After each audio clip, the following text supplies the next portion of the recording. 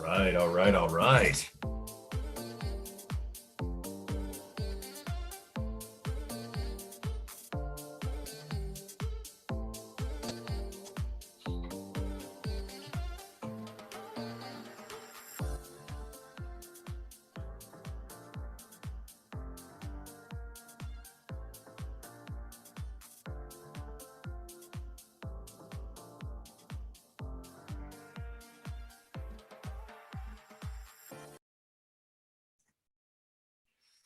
All right, and we're live. It's Startup TNT week 125.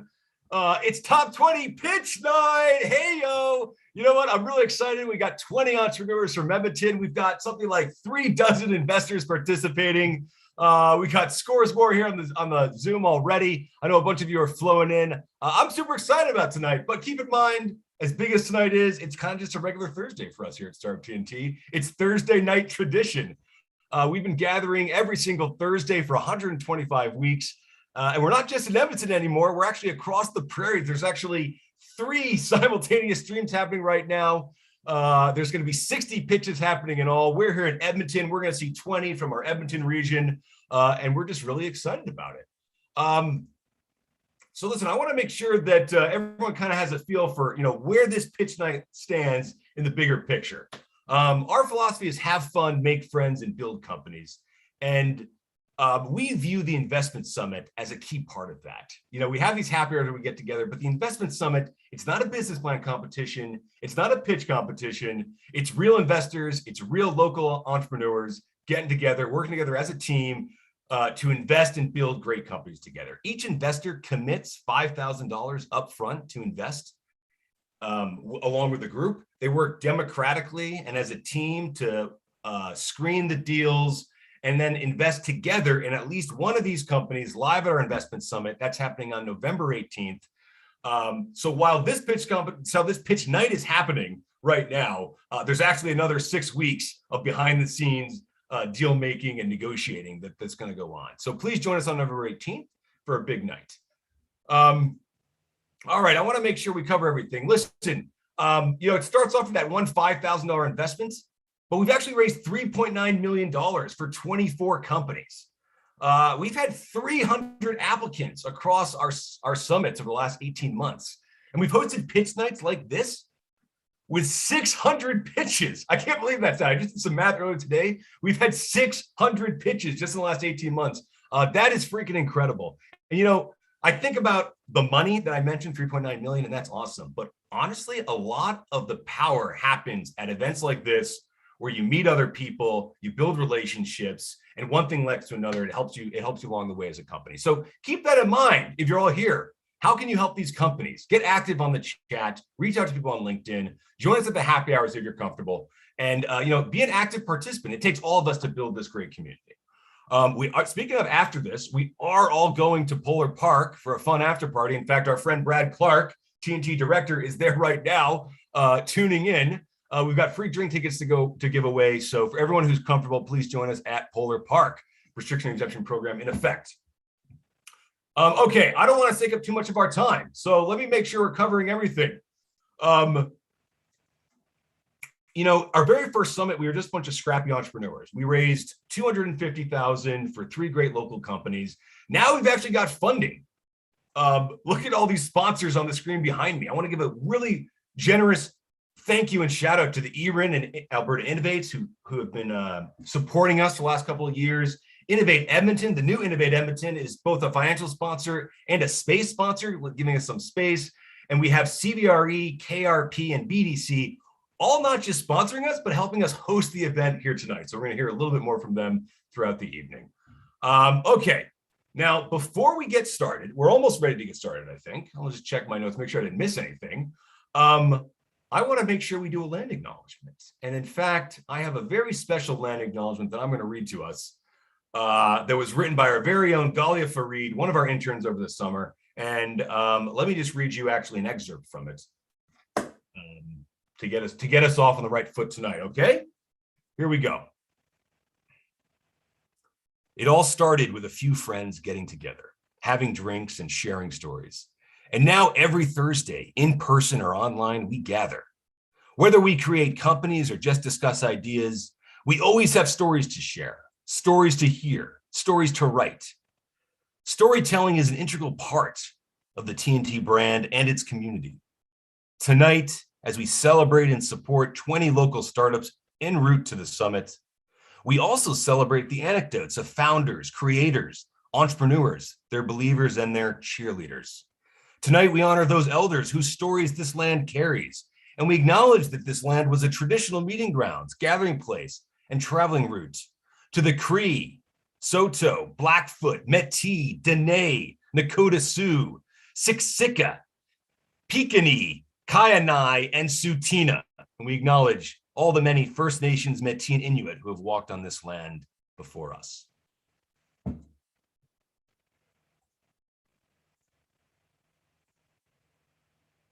And speaking of people that have walked before us, before I introduce our first co-host and our first couple of guests, let me just kind of activate the crowd here. Can anyone name the 3 companies that raised money at the inaugural investment summit back on 2/20/2020? There were 3 Edmonton companies that raised money. Let's see if the crowd can name all 3 of them. Put in the chats if you know. Who can name at least one? There's free beer at stake here at the after party tonight.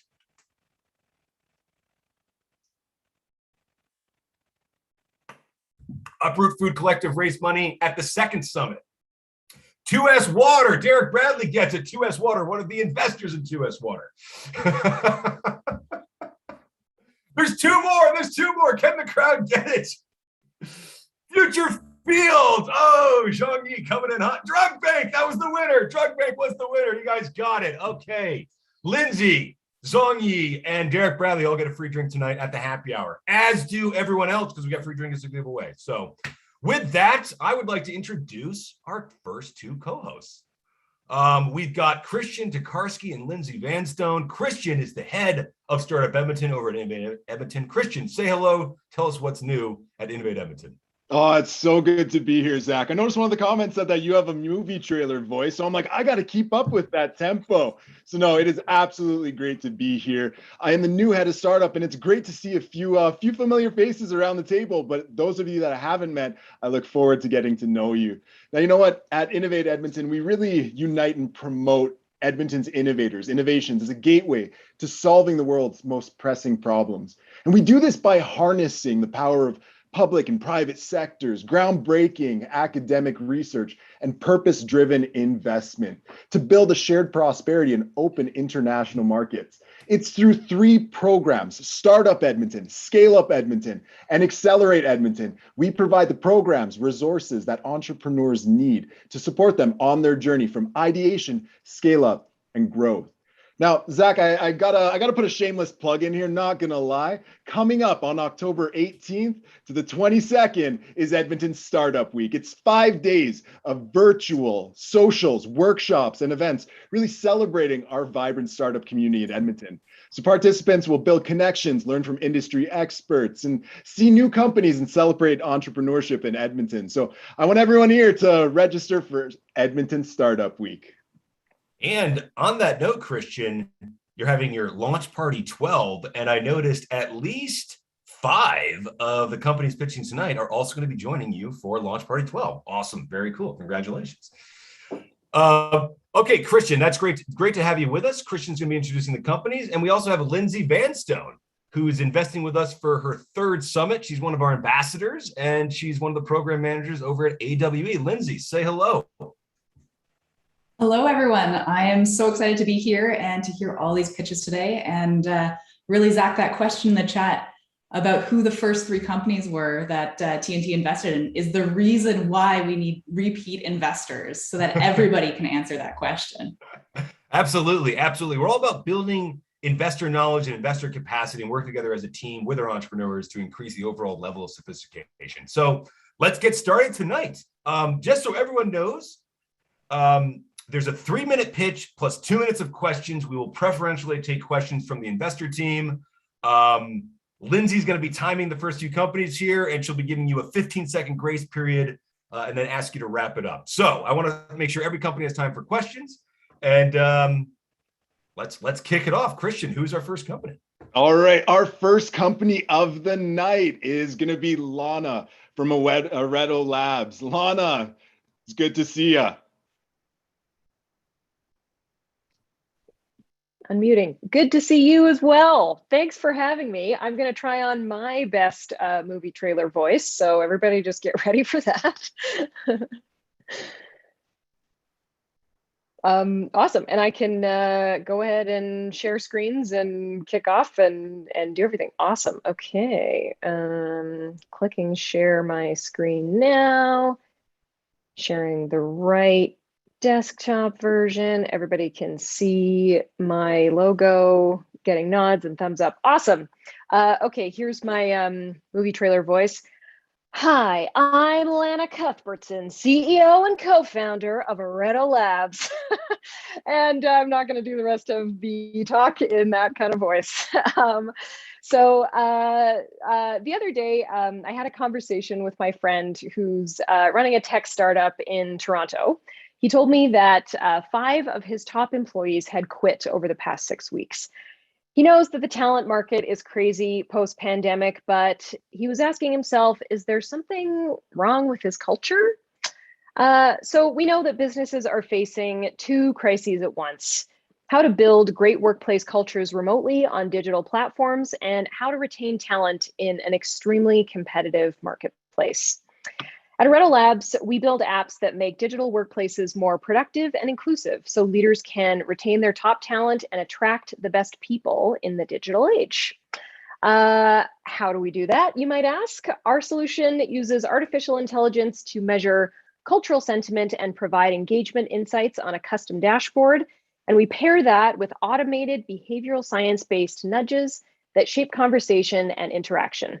These 2 powerful tools combine to unlock the most powerful culture tool there is: stories. Our 2 products are Coach and Probot. Coach is designed to integrate with private digital workplaces like Slack and Microsoft Teams.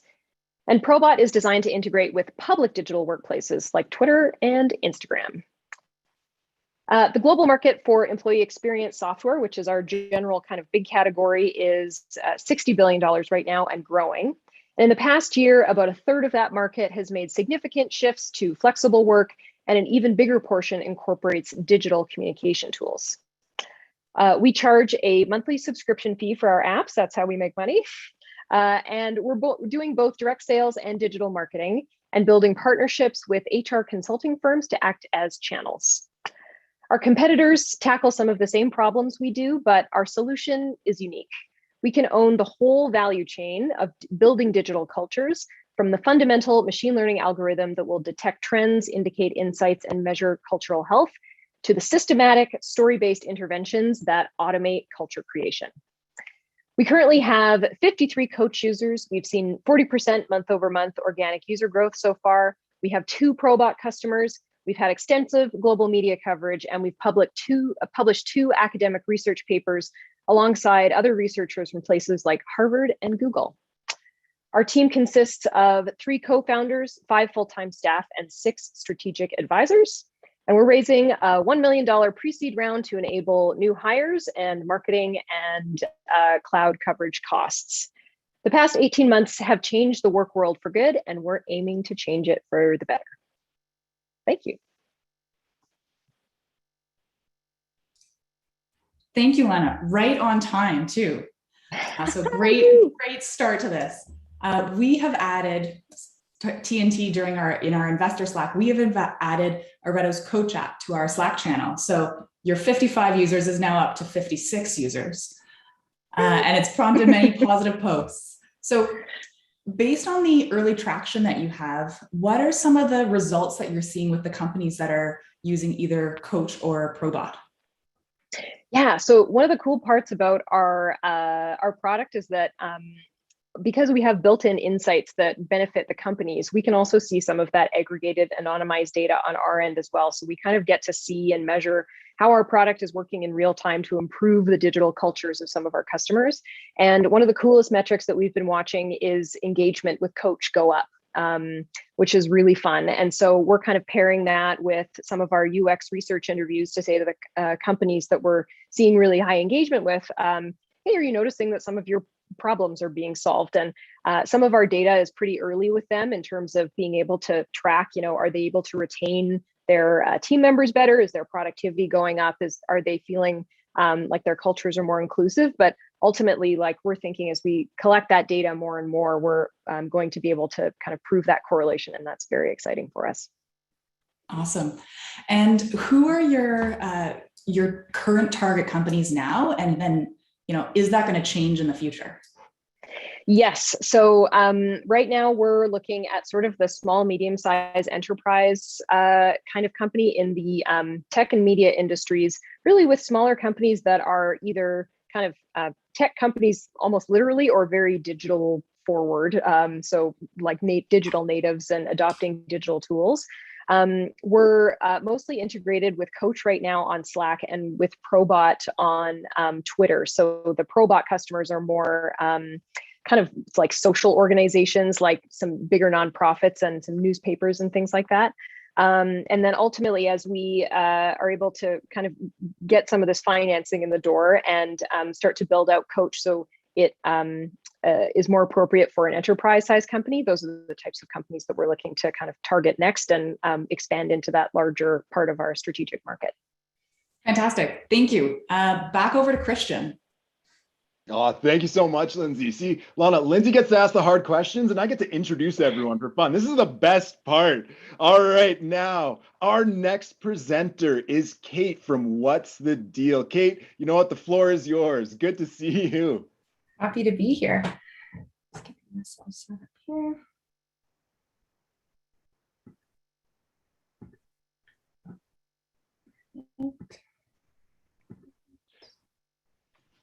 I know it's those awkward moments of waiting in between sharing your screen and making sure that everyone can see your screen. You know what? We will always have that on virtual meetings, so don't you worry at all. Thanks for your patience. Luckily, I've got a tech guy here, my brother. He'll be here cheering me on. So, all right.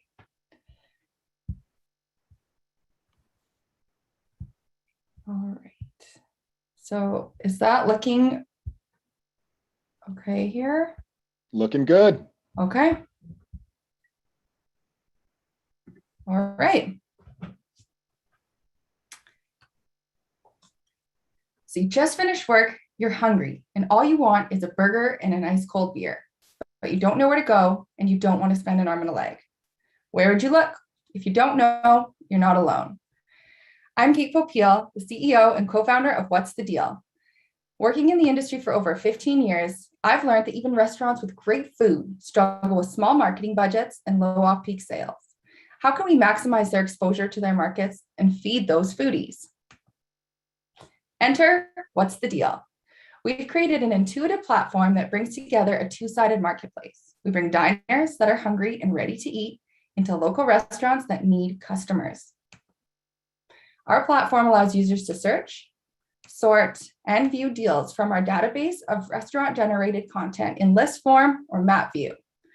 Our app is free for users and fully connects foodies with their local restaurant scene.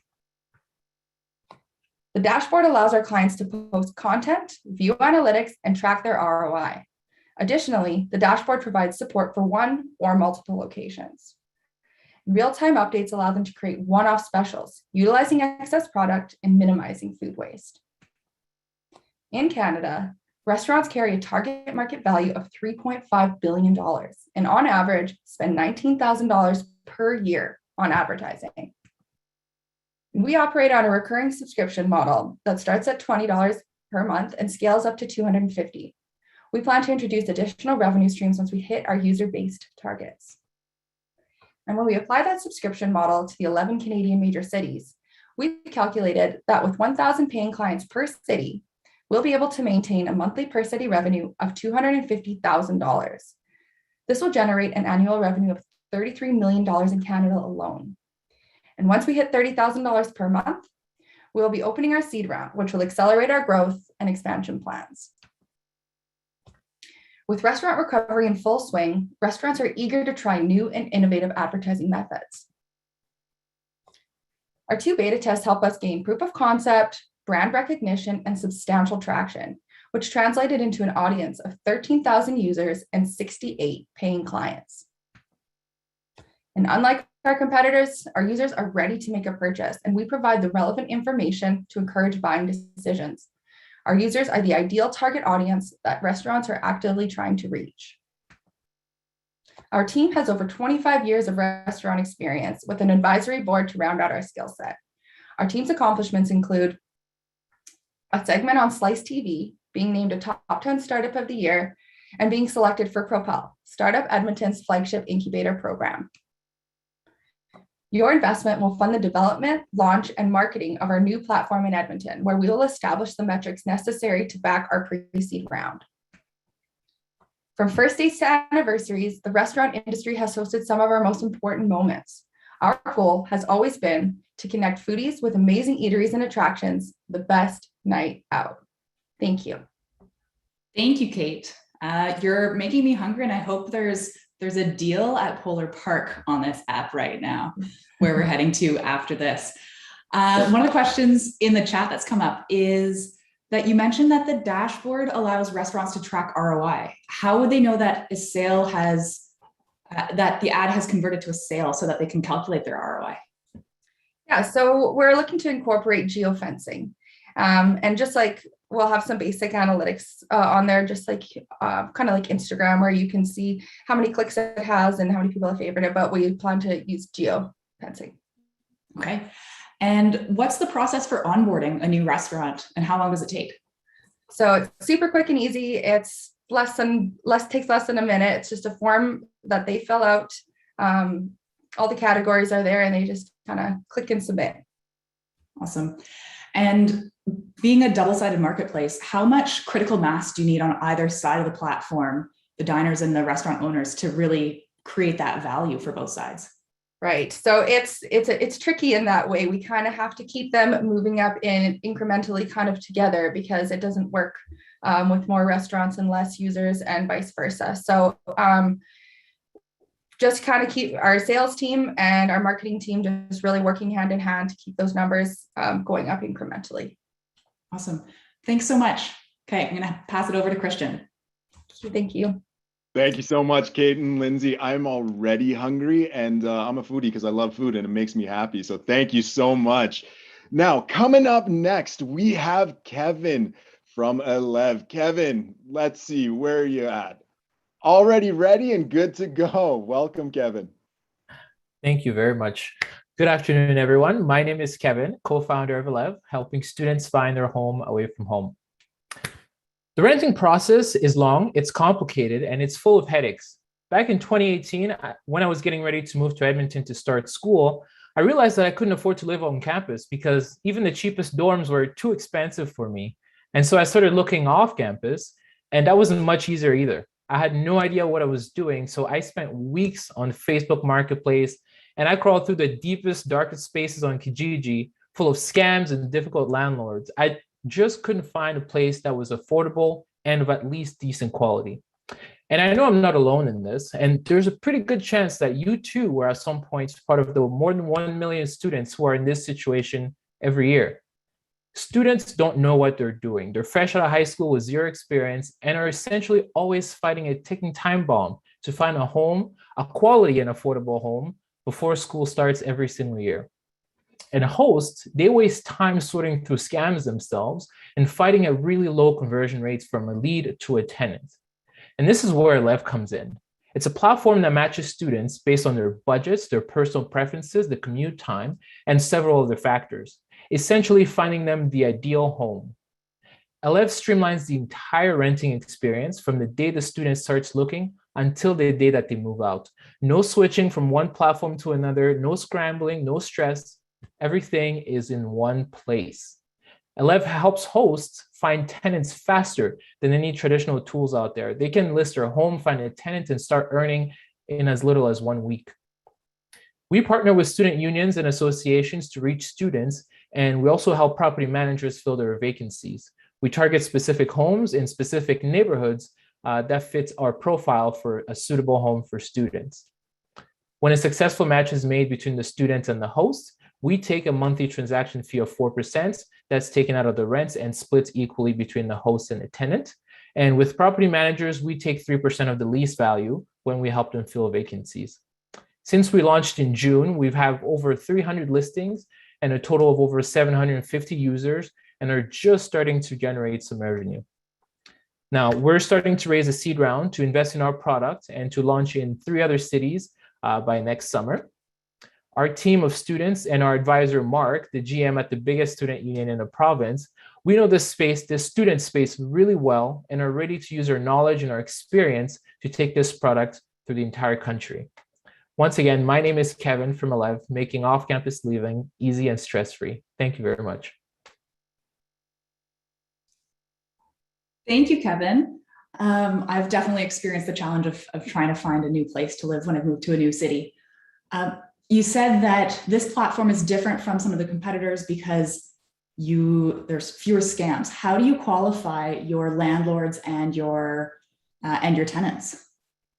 Great question. For our tenants, we qualify them by verifying their students' email addresses. So in order to be on the platform, you need to have verified your university issued email address. So that essentially limits the platform strictly to post-secondary students. And for hosts, when they list on our platform, we're offering them free photo shoots. So we go there in person, take photos for the property. That allows us to see it in person, first of all, but also it helps elevate the quality of our marketplace by having great listings with great photos at the same time. Great. I'm just looking in the chat here. What do you think the market in a city like Edmonton would represent in revenue for Elev? What are your expansion plans? Mm-hmm. Yeah, Edmonton is a good city to start off with, but it's definitely not the best. The way we strategize finding cities is we find these university cities is what we call them, and the best ones are the ones that have a high student enrollment to population ratio. And to give you context, only 9% of Edmonton population are university students, but a city like Victoria in BC, for example, it's closer to 45–50%. So those are the prime cities that we want to eventually get to, because those are what we believe are the biggest opportunities. Great. And one last quick question before we wrap up. A common concern from landlords: how will you secure payment from the tenant? Great question. So unlike traditional methods where the landlord has to remind the students to pay their rent every time, what we do is that we link their bank accounts to the platform. So it automatically withdraws the rent every month. And of course, about 10 to 15 days prior to the due date of the rent payments, there is a balance check that's effectuated. So the students are reminded to either top up their checking accounts or whatever they need to do in order to make the rent by the 1st. Great. Thanks so much, Kevin. Check out the chat for some more questions. Back to you, Christian. Thank you. Thanks so much, Lindsay. Thank you so much, Kevin. I know that I definitely need a little bit of help with paying my bills on time, so that's great to hear, Kevin. Now we are saving Droney from Electronic Grid Systems for a last presentation of the block. Droney. I'm here. Thanks, Christian. Let me just pull up my slides. No problem. Okay, so I hate to ask this, but can you see my screen? That we can. Sounds great. Okay, hello everyone. My name is Zhongyi Kwang, and I'm the CEO of Electronic Grid Systems. And we're a startup based in Edmonton, striving to unlock the future with 100% electric vehicles on the road.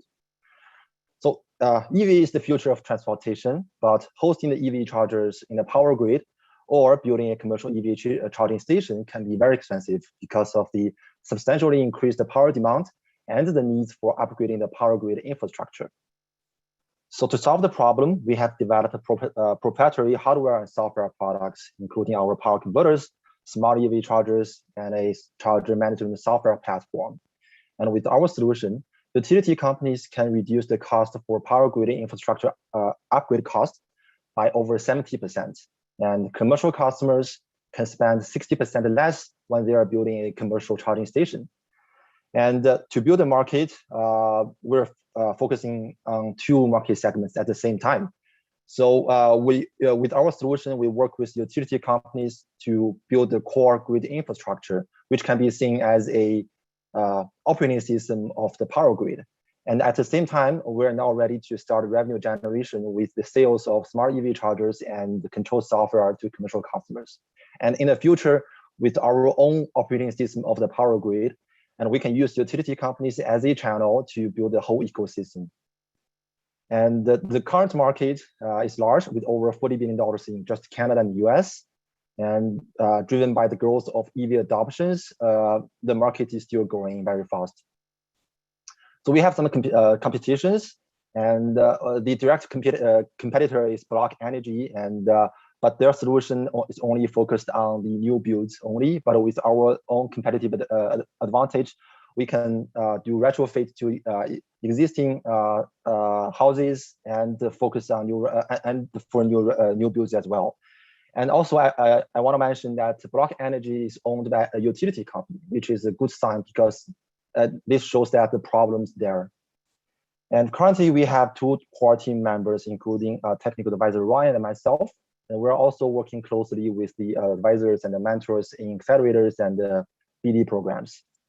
And we've got some tractions, and we secured paid pilot projects with customers in both utility market and the commercial EV charging stations.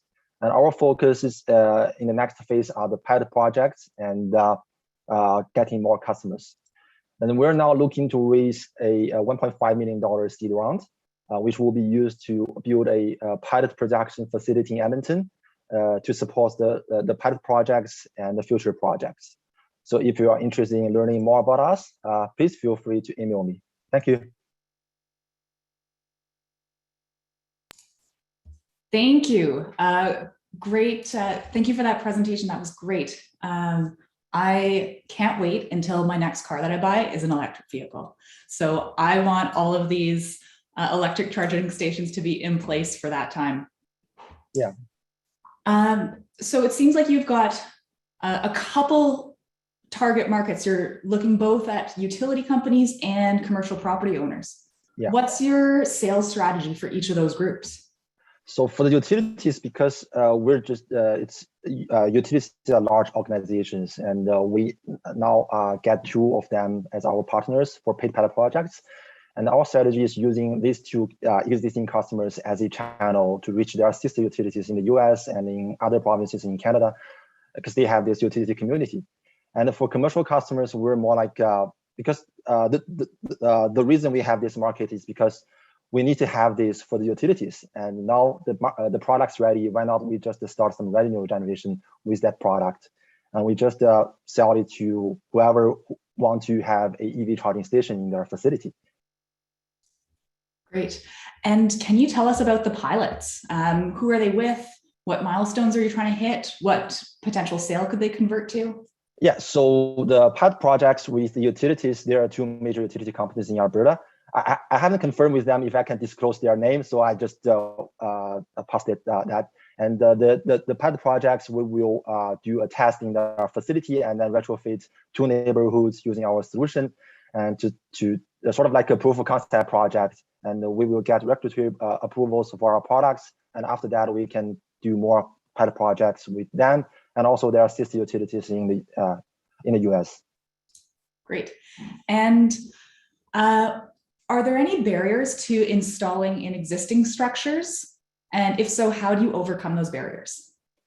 I don't quite get that question, but I think the idea is to, so the purpose of our solution is to overcome those barriers. Because right now, if we're going to retrofit, say, a neighborhood, utility will need to dig up the cables and do a lot of civil work. And with our solution, we can avoid that lengthy and costly process. We just install some new devices and it's done. So we're kind of here to solve that problem. Fantastic. Thank you so much. And with that, I think I'm handing it back over to Zack now. Yep. That's right. Thank you, Lindsay. Well done, Zhongyi, and great start to the pitches, everyone. We're roughly on time. Great question facilitating. Thank you, Christian, for those warm intros. And before we go to the next block, I do want to maybe follow up from the first trivia question with something that I hope is maybe a little easier. I could actually see some of the people from the after party. They're actually on screen now. They're saying cheers to us. Guys, where's the after party located? Simple, easy trivia question. Who can tell us in the chat? Where's the after party located? Polar Park, that's right. It's not downtown tonight. It's Polar Park. We're going to the old stomping grounds. So please join us there after this. We got free drinks to give away. Brad's got free drinks to give away right now. I hope there's still some for the rest of us, Brad, when we get there. We're going to have a lot of fun. Okay, let's introduce the next two co-hosts. We got Sarah and James co-hosting for us for the next few companies here. Sarah Henderson from CBRE. CBRE has been a sponsor for a number of years now. Many local startups work with CBRE to find all of their office needs. I know quite a few that we've referred them to. Sarah, welcome to the show, and tell us what's going on at CBRE these days. Zach, thank you for the introduction. Honestly, your enthusiasm is the best. I just love it. We've been chatting over the past couple of days, and I felt like I had heard your voice before, and I just couldn't put my finger on it. And then, yeah, okay, it's the movie voice. Now I know. As mentioned, my name is Sarah Henderson. I am from CBRE, which is a commercial real estate brokerage. I focus specifically in the office market sector. So to put it simply, I help tenants find office space and help landlords fill the office space. To take it back to Lana's presentation, I couldn't agree more with her about creating culture in the workplace, and your physical space at work is a really important part of creating that culture and the brand of your company as well. So every single one of my clients is rethinking this right now, and so it's great to see a focus on it. My team is heavily involved in the tech community. One of our more interesting clients we worked with this year is Bitcoin Well. That was a lot of fun, But enough about me. Let's get on to the next pitch. Wait, Sarah, actually, wait, before we do that, we're jumping ahead. Sorry. We need to introduce James as well. James Freeman is here. James from TNT. This is his third investment summit. He's one of our ambassadors. Former CTO of ZI, now in his own words, reinvesting his oil and gas money back into our startup community. James, welcome. Great to have you here. Awesome to be here tonight. Really pumped about the companies we've seen so far and looking forward to hearing the next 15. All right, Sarah, I'm going to hand it back to you, but you mentioned Bitcoin Well, and I just want to remind people, A, CBRE, happy to meet with entrepreneurs at all stages to talk about office needs. B, founder of Bitcoin Well, investing with us in the summit. So very, very cool connection. Okay, Sarah, I'll hand it off to you. Let's get through the next few pitches here. Looking forward to it. Awesome. Thanks, Zach. So yeah, I'm really excited to hear this next pitch. I would like to welcome Corey from Rewaste. Take it away, Corey. All right. Thanks, Sarah and James. Just going to share my screen here. And just to confirm, you can see my screen.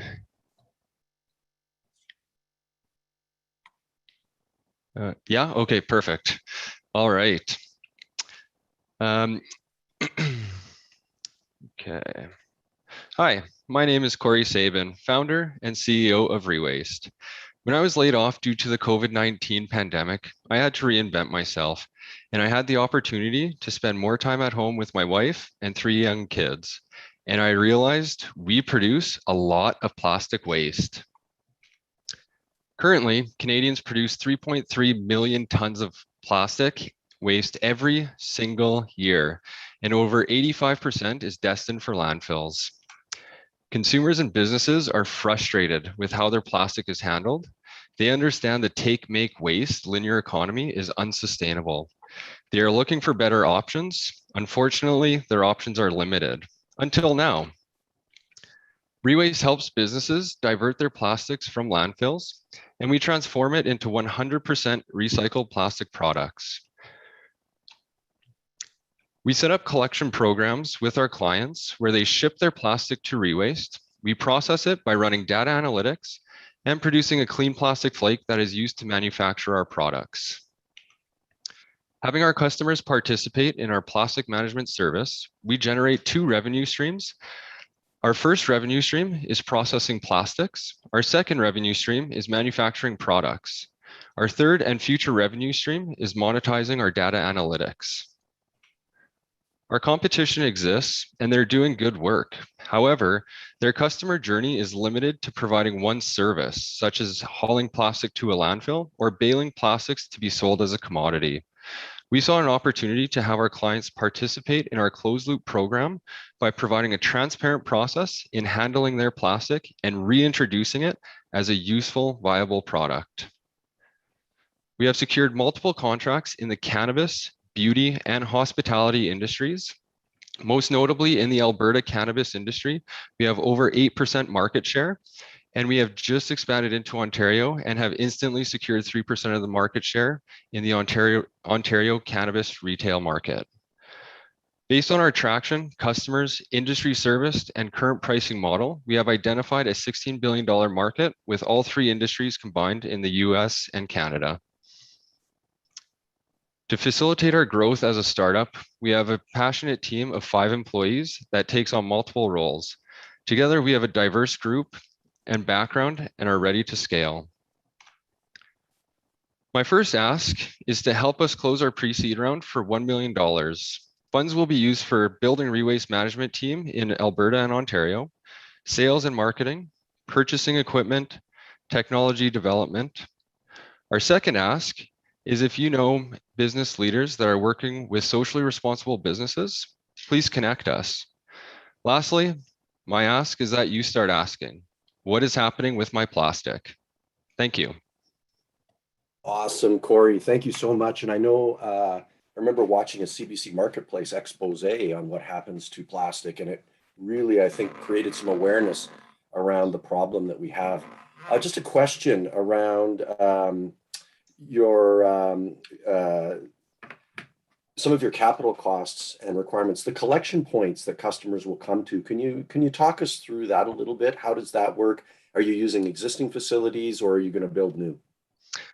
So the collection points are actually set up within their retail locations where we'll put a bin and then they'll collect their plastics and then they'll ship it to Rewaste. So we are able to utilize existing buildings where we are then processing the plastic. It's a very manual process right now.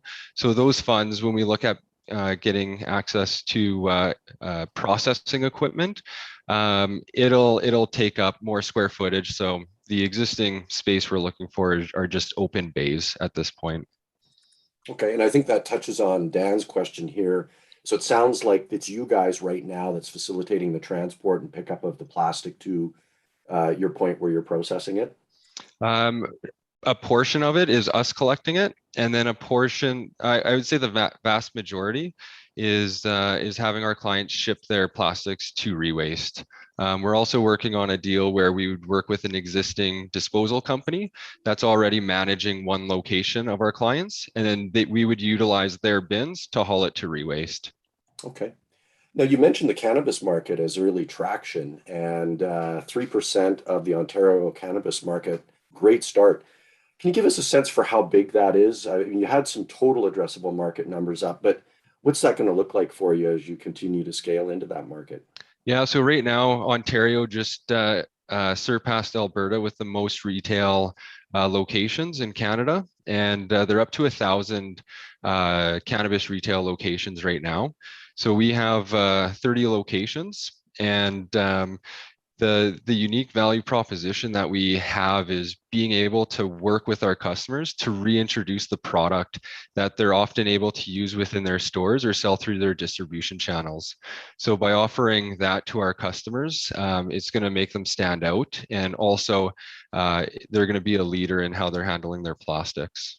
Awesome. Well, thank you so much, Corey. There's a few other questions in the chat, and I'm looking forward to actually spending some time with you tomorrow. But with that, back over to Sarah. Thank you. Thanks, James. Thanks, Corey. What a needed service right now. Super fascinating. On to the next presentation. Liquid Software is up next. And Ryan, take it away. Well, thank you very much.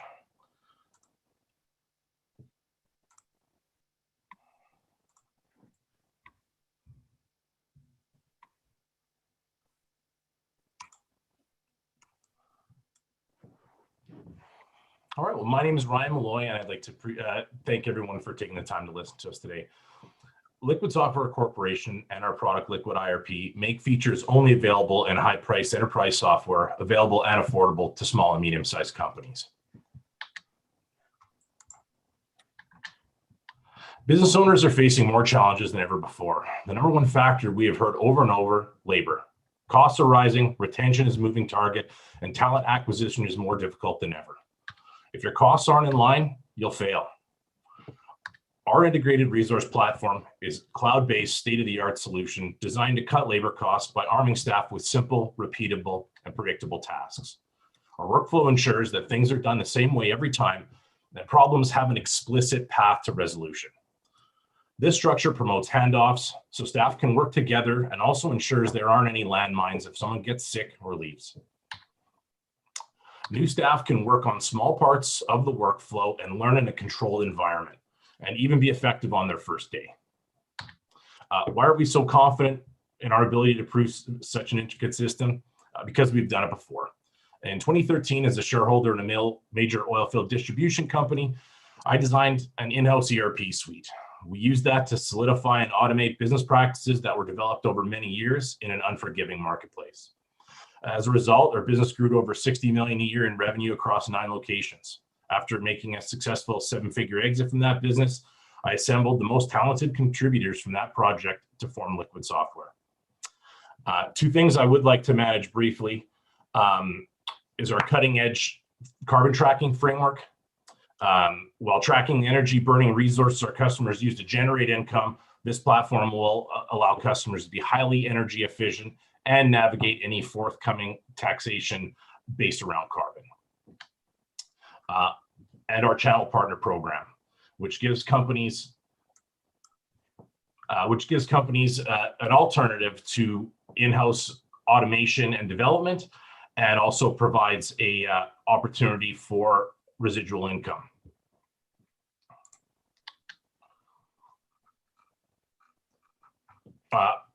We are passionate about giving business owners the tools they've been waiting for. We have a robust development path that will allow us to support operations of almost any company in the next 2.5 years.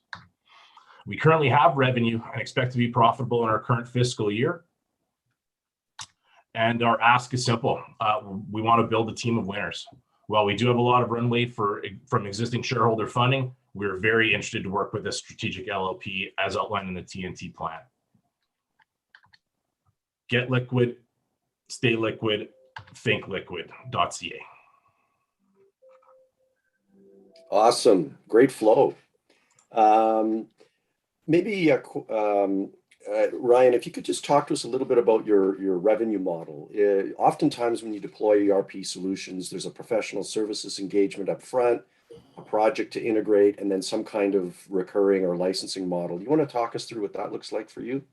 Absolutely. And, obviously the standard models, exist, and we're definitely not here to reinvent the wheel. Although we do want to make things just simpler and cheaper. So overall, our implementation and training is really, really fast. So overall, the charges for those steps are considerably less than existing products.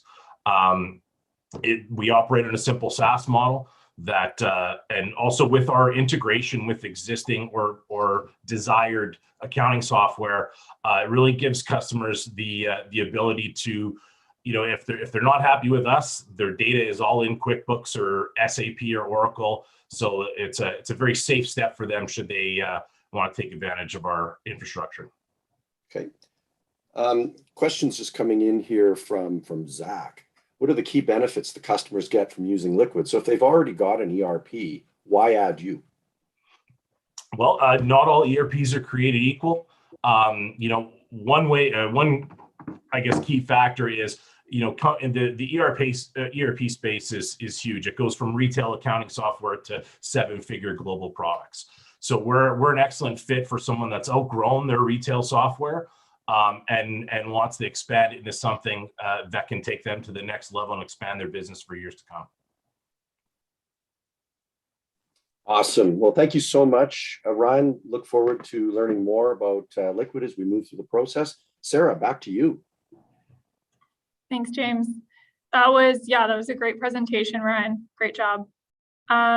Moving on to the next presentation pitch, Bowen from Robolution Technologies. Take it away. Oh, Can everyone see my screen? Can you hear me? Awesome. $1.6 trillion gone, and that's revenue lost every year in construction simply due to low efficiency. We are Robolution, and we have a retrofit solution to automate construction equipment to hugely improve their productivity. Our system can upgrade off-the-shelf construction machines to autonomous robots in hours.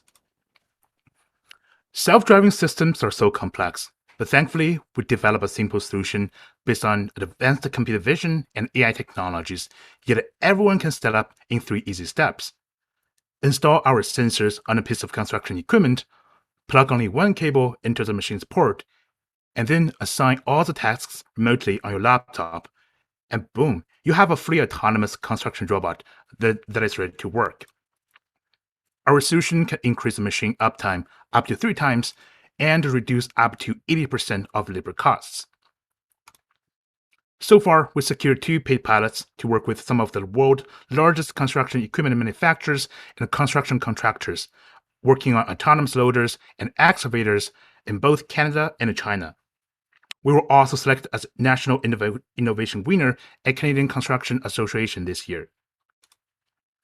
We're focused on earth-moving industry because they're labor-intensive, highly repetitive, and the entire business is based on construction machines. We use SaaS models, and our main target customers are construction subcontractors.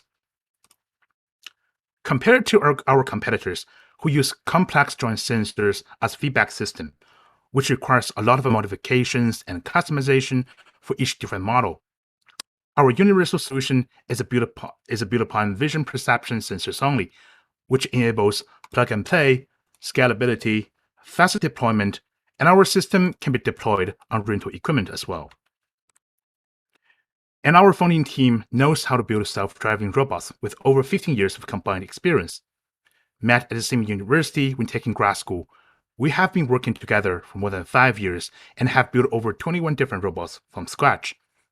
We also graduated from leading accelerator programs like Next AI, Propel program, and we were just accepted to CDL Montreal. For the milestone, we built our MVP in the beginning of this year. In March, we submitted our provisional patent and got 2 pilot projects during the summer. Currently, we're releasing our pre-seed round. We're looking for introductions to investors to fulfill our pre-seed round, and we want to meet with more construction contractors to improve their efficiency. Building fully autonomous construction equipment, my name's Bowen, and Robolution is shaping the future of construction industry. Thank you. Awesome, Bowen. Very interesting problem to solve, particularly with all the infrastructure that needs to be built both in Canada and the US in the upcoming years. A question for you, to collect the data that you need, are you leveraging the onboard sensor and data collection that comes from the original equipment manufacturer, or are you retrofitting equipment onto existing pieces of equipment? Yeah, that's a good question. So one fact about construction industry is so lack of technology adoptions. So current construction machines operating in North America, many of them, they don't even have a cameras. So we have to leverage on our onboard retrofit system to capture all the data. And I know data is a problem for all AI companies. So we also developed some in-house system to based on realistic, based on a simulator environment that can produce photorealistic images to help training our data. Okay, so is your business model then a combination of one-time revenue to equip a piece of equipment with hardware and then ongoing recurring SaaS-based revenue? So we plan to include everything in one SaaS package. So customers don't have to think about the hardware costs, upfront fees. They don't need to worry about that. So everything will be packed into $3,500 per month, monthly recurring revenues, and that's it.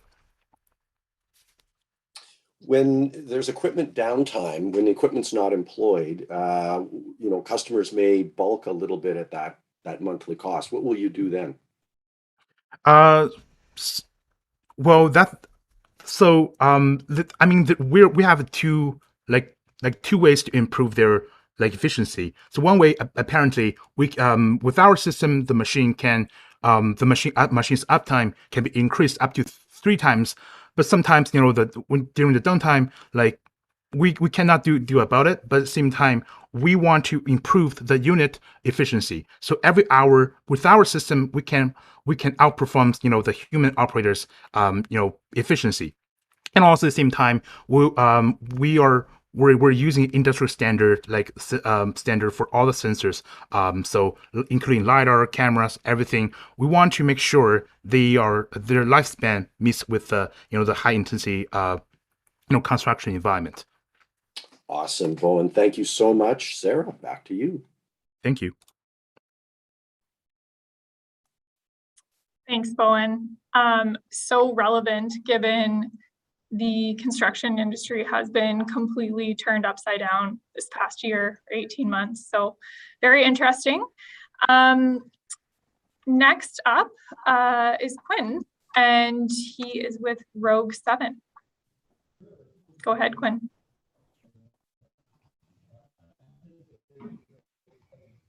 Give me 1 second here as the screen comes up.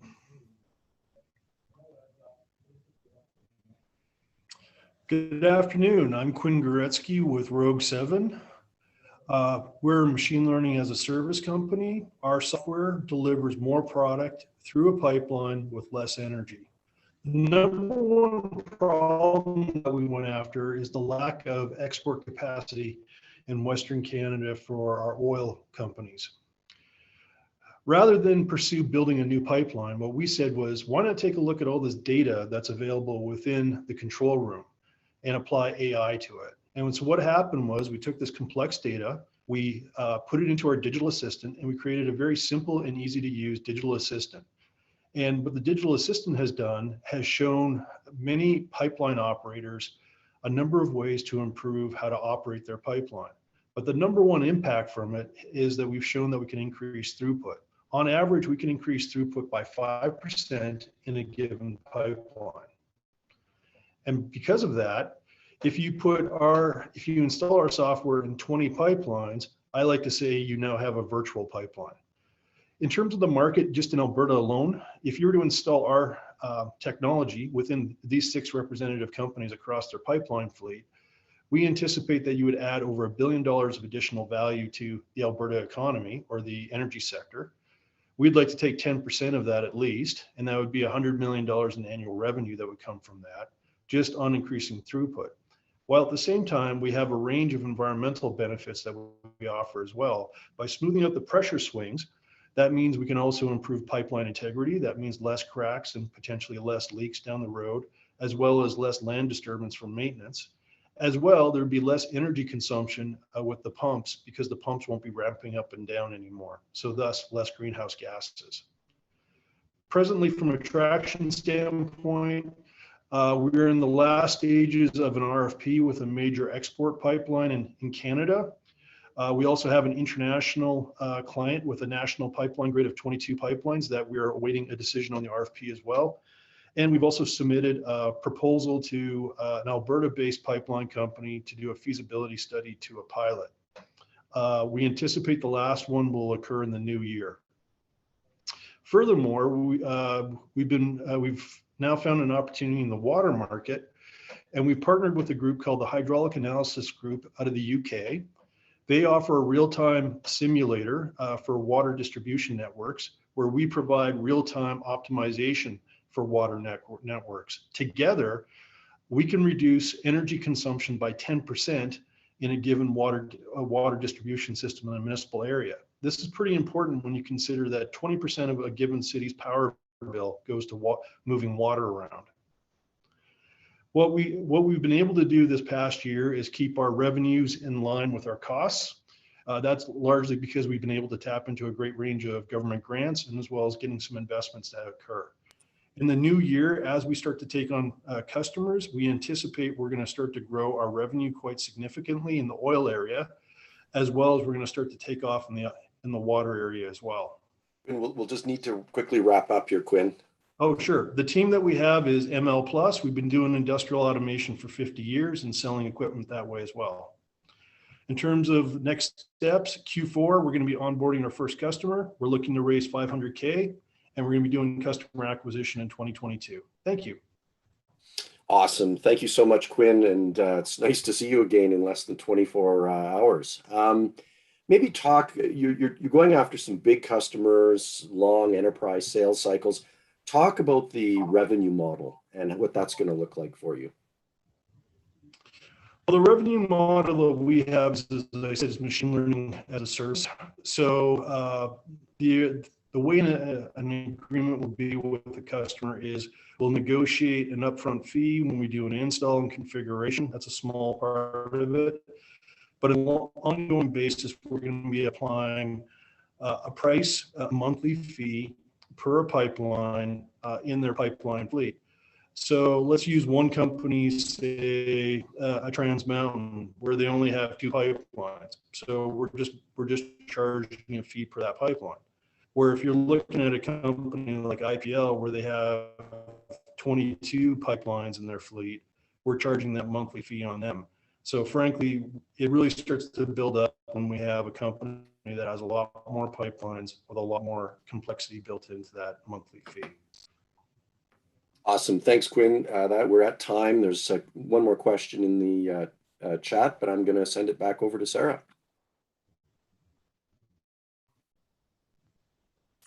Thanks, Quinn. Great presentation. Sounds like a really exciting time in your business right now. So thank you for that. Next up is Daniel from SketchDeck AI. Daniel, take it away. Awesome. Hi, everyone. Awesome to be a part of this experience. So my name is Daniel. I'm one of the co-founders of SketchDeck AI, and our company is focused on accelerating automation in the construction industry. So just yesterday, there were 3,000 building drawings issued by architects. For those of you who are not familiar with the construction industry, what that looks like is architects prepare construction drawings. They issue those to contractors. Contractors read and interpret those drawings, quantify and plan construction. Then they send those out to different trades who do the same thing, order, and then build and install. The problem is every single one of those points, there's manual data extraction and reading from those drawings. With 800,000 professionals in North America, that's 2 hours a day wasted looking at drawings and extracting information. That's $15 billion of time that could be recovered. Our solution is building multitask AI that can understand building drawings, centralized database to identify similarities, and accelerate our vision of spreading automation within the construction industry. For architects, we'd be building AI-powered search engines. For contractors and trades, we'd be helping them extract that information and count material and delivering document control between different building drawing sets. The trade market is $4 billion. It's a large opportunity, but we're hyper-focused, and we're starting with 3,000 fabricators spread out across North America. We've had 80+ discovery calls. 20% of those agreed to demos, and 50% of those paid for proof of concepts as deposits for being in our early adopter group. These fabricators spend 70% of their time on each bid manually counting material. We'll be saving them 60% of the time and allowing them to focus on high value activities. Currently, they're spending $12,000 per month. With our AI powered assistant, they'll be spending $1,400 a month to accomplish the same thing. Our competitors are approaching this problem very different from us. They're giving them traditional click and drag software. We're building tools that fully automate that process and deliver pre-trained solutions. My background is structural engineering, and I bring the domain expertise. And my esteemed co-founder is Malad Daka. He's a computational physicist, PhD, who's building the core detection algorithm. we're looking to raise $1.2 million, capture 360 fabricators for an annual recurring revenue of $6 million. Thank you so much for this opportunity, and I'll invite Milad as well to answer any questions that you might have.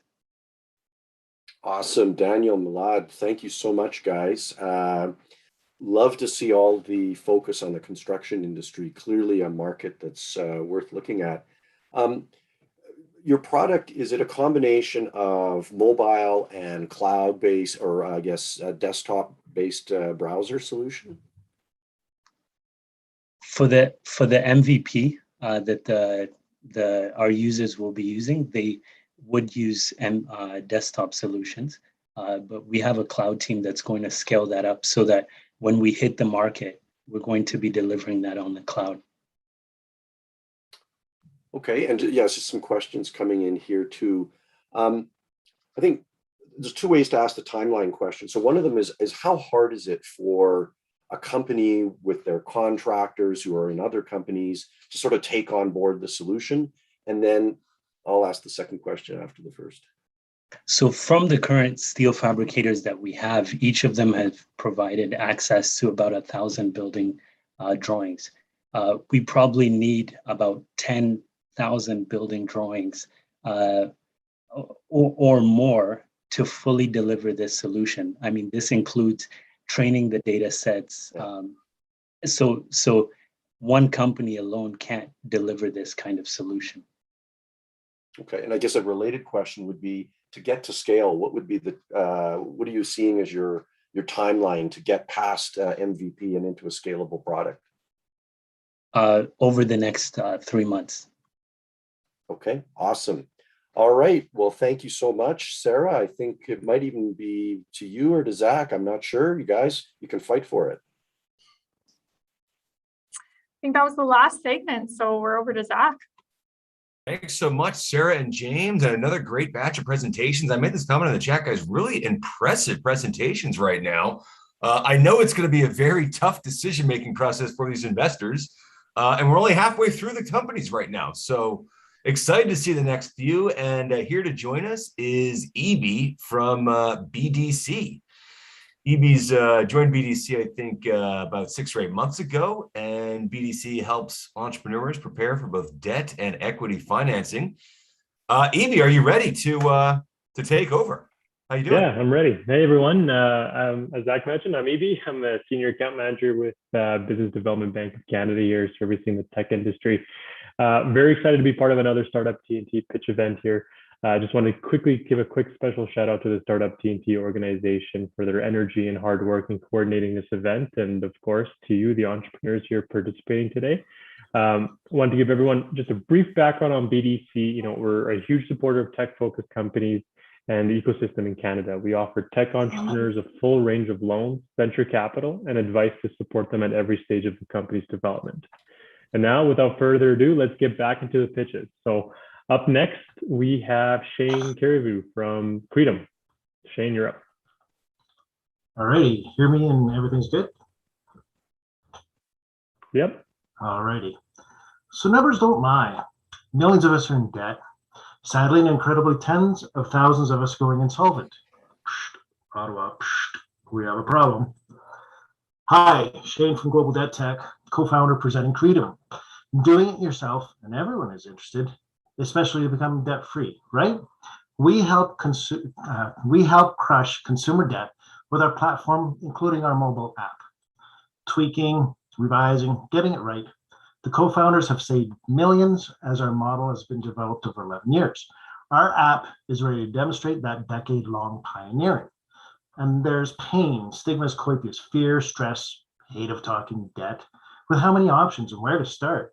Simply getting ugly finances sorted confuses, frustrates, sleepless nights.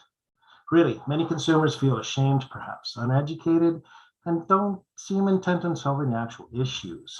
Well, CREDOM generates very efficient choices that are objectively built all from one's phone. And guess what? No guessing. Certainty becomes commonplace and users are empowered. Results are tangible. So our product, consumers submit their details, CREDOM crunches the algorithms, and the back end computes heavily. End users can then easily engage with negotiations, reducing their debt, tighten and reallocate paying down their debt, or in the hardest cases, go to the legal process and start to stop the stigmatization. And stopping pain is key, right? So from record debts in 2019, the COVID chaos has resulted in ever-increasing debt, sadly smashing our societies. CREDOM aims to relieve burdens via debt-based solutions, but we're drowning.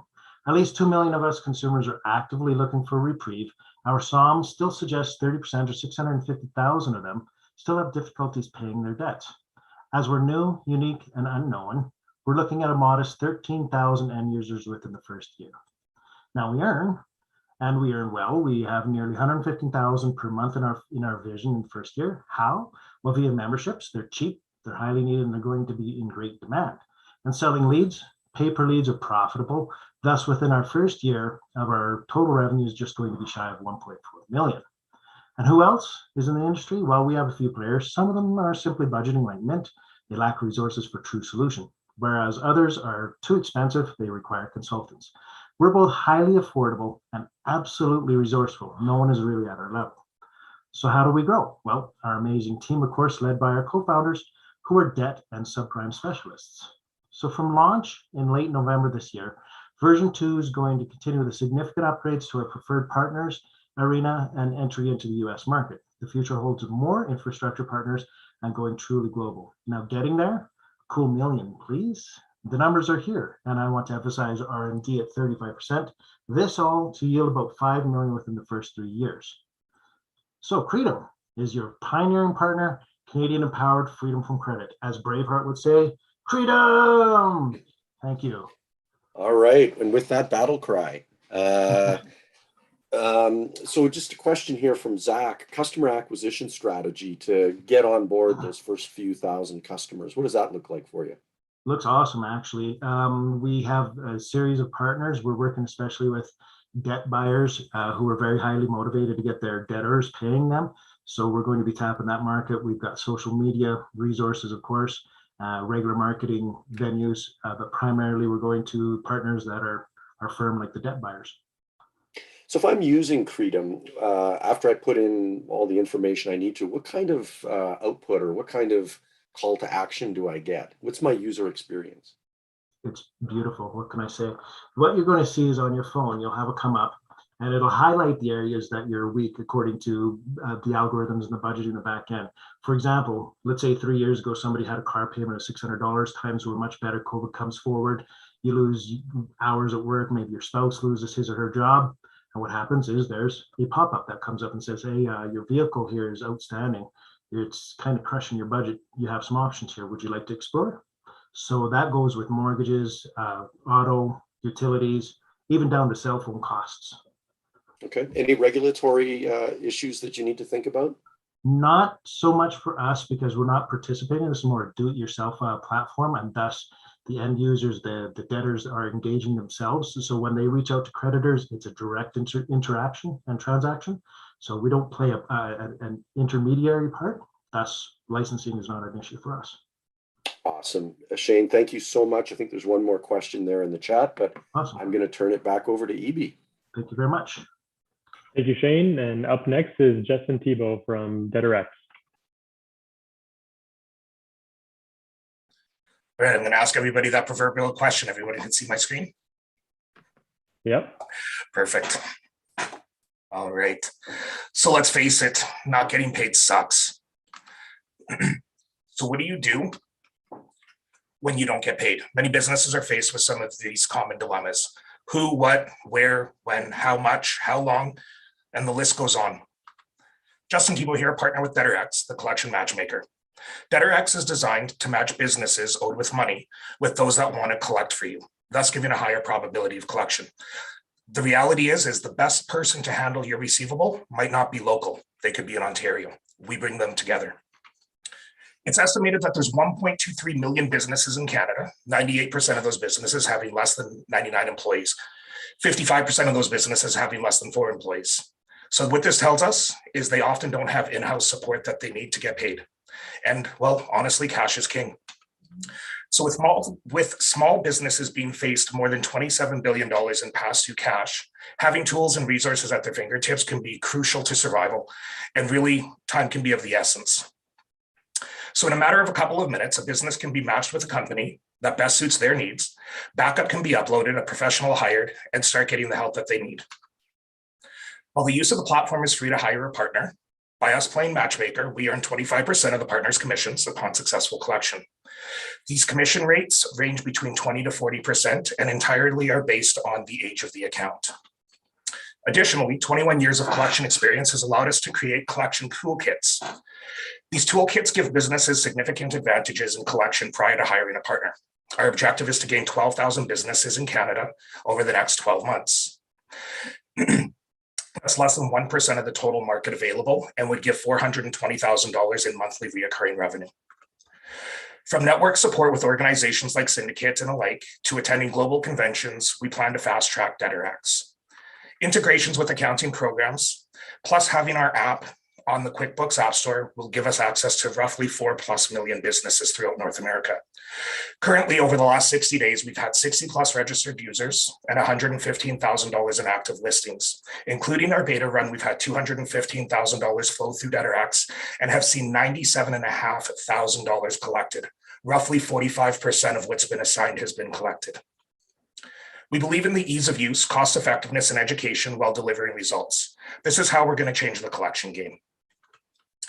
Currently, we have coverage in 49 US states, plus all the Canadian provinces except for Quebec, with plans to expand into the UK and Australia by the end of Q3 next year.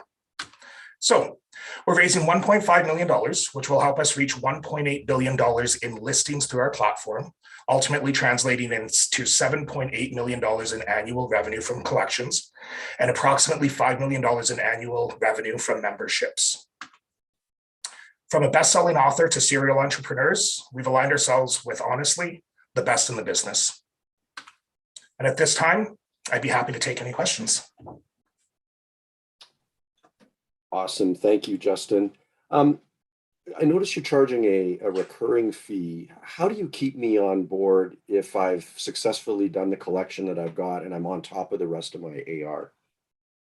So for the end user, for the creditors, one of the problems that a lot of small businesses have is they get overcharged from the agencies because they're just a small lister. So the whole process behind this is building more of a portfolio feel for the creditors, for the third parties, for our lawyers, for our debt buyers, whomever that may be. It becomes more of a portfolio so they can actually build a strategy around it. So you may only have 1 or 2 listings through the entire year.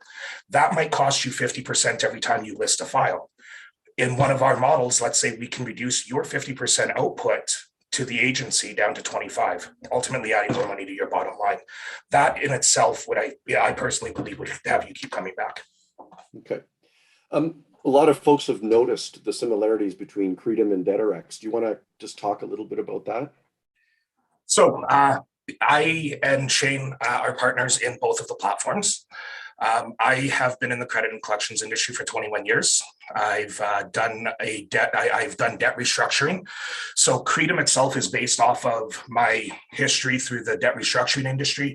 DebtorX is based off of the history that I've had through third-party collections all the way to running a litigation division for a law firm. Awesome. Awesome. And I guess the follow-on question on that is any potentials for conflict of interest? They're both standalone legal entities. So from what legal has told us, there's no conflict of interest on that. Okay. All right. Well, this is no longer Repo Man. This is Repo Man for the 21st century. Very sophisticated tools. Thank you so much, Justin, for your presentation. Back to Eibi. Appreciate it. Thank you, Justin. Up next is Blaine Birch from Dryrun. Blaine, it's good to see you again. Good to see you, Eibi. You can hear me okay? Yep. All right, I'm just going to share my screen and you let me know if you can see that.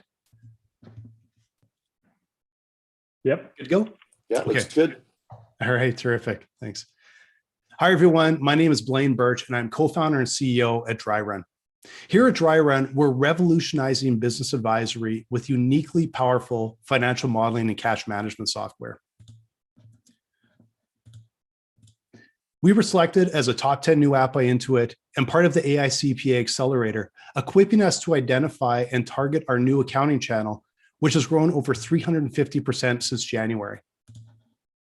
Our go-to-market strategy targets a $3.6 billion market of 600,000 US-based accountants to gain traction fast. But we have bigger aspirations as we solidify ourselves as a financial professional's tool of choice. Automation is disrupting accounting. It's replacing tax and compliance services. Business advisory is a saving grace, but firms aren't equipped to change. CPAs and CFOs jump from tool to tool and toil in spreadsheets for hours, fighting to offer value to their clients. With Dryrun, business advisors save 80% of their time and deliver collaborative, actionable data to their clients on a weekly basis. They are able to model, manage, and monitor financial outcomes for multiple clients within the integrated, intuitive platform. Dryrun ties automation with an unmatched level of flexibility, truly replacing the spreadsheet, and a host of limited cloud-based tools. It's built to drive advisory services for firms' most valuable and profitable clients. Dryrun differs in three key ways. First, it delivers a holistic view of finances, tying together tomorrow's models with today's cash flow. Second, it's automated, keeping data up to date, accurate, and fast access. And third, Dryrun offers an unmatched level of flexibility, keeping you out of a spreadsheet and in the highly visual and collaborative platform.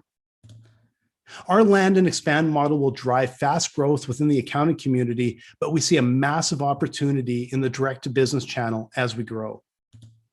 We're raising a $500,000 bridge round to augment our sales and marketing to accelerate our growth towards $1 million ARR and the next round of financing. We have a lead investor in place and terms set for this round. Our experienced management team, led by co-founders Blaine Birch and Tark Backus, is ready to scale fast. We recruited Jeremy Burke into his first business development manager and leading salesperson to drive our customer acquisition. And Jay Owen brings extensive experience in marketing strategy and implementation, along with operational know-how critical for fast growth. We're revolutionizing business advisory with uniquely powerful financial modeling and cash management software. I'd love to hear from you. Please reach out if you'd like to learn more about a round or see if Dryrun might be a fit for you. Again, I'm Blaine Birch. Thanks so much. My email, phone number right there. I'd love to hear from you guys. Blaine, thank you so much. Revolutionizing this state business of accounting and professional services. Question for you. You mentioned Intuit a number of times in the presentation. Suppose I'm a small business that uses QuickBooks in the cloud. How do I take you on board and how well does it integrate with my current cloud implementation? It's really straightforward. It's also highly customizable. Just to give you an idea, this is a customer of ours. They have 4 global locations using 4 different currencies, some in QBO, some in Xero. We also integrate with Sage Intacct. They would take up to Wednesday to build for models for each of those locations, do currency conversion, do consolidation. We can do all of that setup in like about 3 minutes. So that gives you an idea of if you're one company with a QuickBooks file, you click, it kind of pops in. Wow. And what's your revenue model? Is there a one-time setup and then ongoing recurring? What does that look like? It's a SaaS model. So right now we've waived setup fees because most people can onboard themselves. With our partner channel, which targets accountants, they're paying us directly for a number of client seats. So we're not reliant on them to sell through to their client. They're actually purchasing the seats from us and then offering the services to their clients. And actually, that was a great follow-up. I was going to ask what your sales strategy was, direct or through channel partners. Yeah, right now it's all direct. I foresee in the future we may have some channel partners, especially through Sage Intacct, through their VAR channel. But currently we're selling direct to the accounting firms. And I should mention, we just landed our first CPA at Plant Moran. That's number 11 in the US, $750 million company. Eibi, 35 locations in the US. So we've been moving up market and we're starting to gain our first bits of traction in those larger firms. Blaine, awesome job. Thank you so much for telling us about Dryrun. Eibi, back to you. Thank you, guys. Thank you, Blaine. Up next is Hero Hambard-Zamian from Lrnkey. Awesome. Okay, I'll share my screen. Oops. Go to here.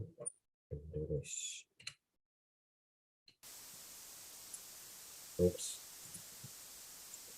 Okay, now it's my turn to ask if you can see my screen. Yep. Thank you. So, 1 second. Okay, my name is Jairo and I'm the founder of Lrnkey, your exclusive classroom of one for whatever is your passion. For a very long time now, people are using a very old technology when teaching. One person is teaching 20, 40, sometimes hundreds of students, telling them the same thing, expecting same progress to produce another brick in the wall. We often forget that learners are unique individuals with their own backgrounds and life experiences, various levels of knowledge, learning styles, paces, and goals. Even with today's technologies, boring video courses and webinars are not able to address uniqueness in learning. They are designed for even bigger crowds. There is no motivation, no interaction, and they don't work.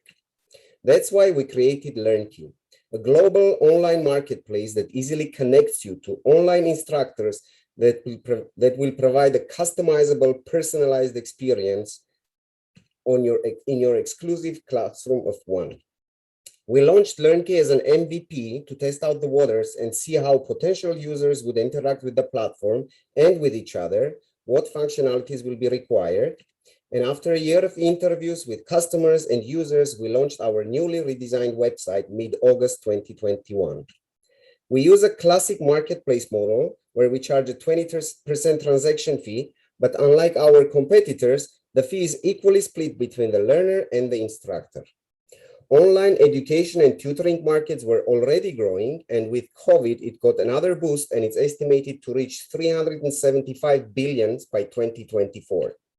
The competition we have can be divided into two groups: platforms that offer video courses and a wide variety of subjects, and online learning platforms that provide a live lesson, but they are limited to languages or tutoring school subjects.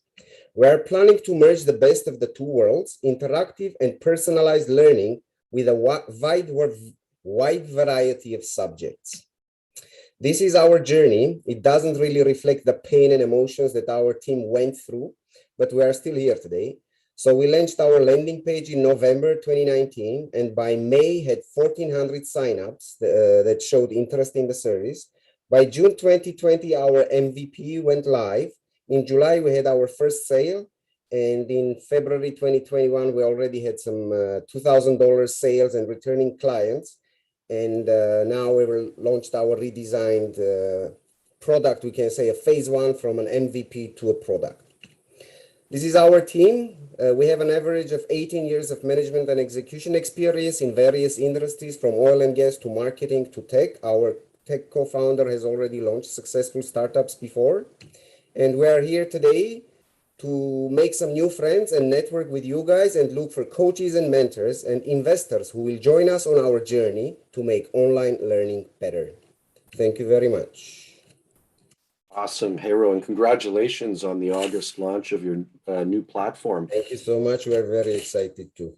Yes, great. Can you talk to us a little bit about your target market? Are you targeting adult learners? Are you targeting the K-12 group? And what does your early base look like? So the first year, as I mentioned, we were looking for the right fit. It was very hard to get parents to put their children in front of unknown people from Middle East for some reason. And what we thought, we are targeting some people, young adults who are able to make a very easy $8 to $10 decision to book an hour of lessons for themselves. And we started with people who are interested to learn coding and programming languages, some foreign languages, and some crafts. So we are focused on these three target groups right now to identify some traction. Okay. And are you finding, I guess that's the customer base. On the service provider base, are you finding, just speaking to Zack's question here, are you finding that there's a few sort of key service providers that are driving most of the interest and revenue for you? Sorry, I don't understand the question. How many service providers do you have available that I can look up on your marketplace? Right now, we have almost 120 tutors that signed up to teach. Not all of them are getting bookings depending on their, profile, history, credibility. So it's a platform where the tutors, they can sign up and sell their services. And what we're trying to do is kind of match them with the learners. It's a two-sided marketplace, open for registration for both sides. Okay. Good. And maybe I'll give you a chance to just have a look at Zach's question in the chat, but and another one around qualifying the instructors. But we're at time, so I'm going to turn it back to Eibi.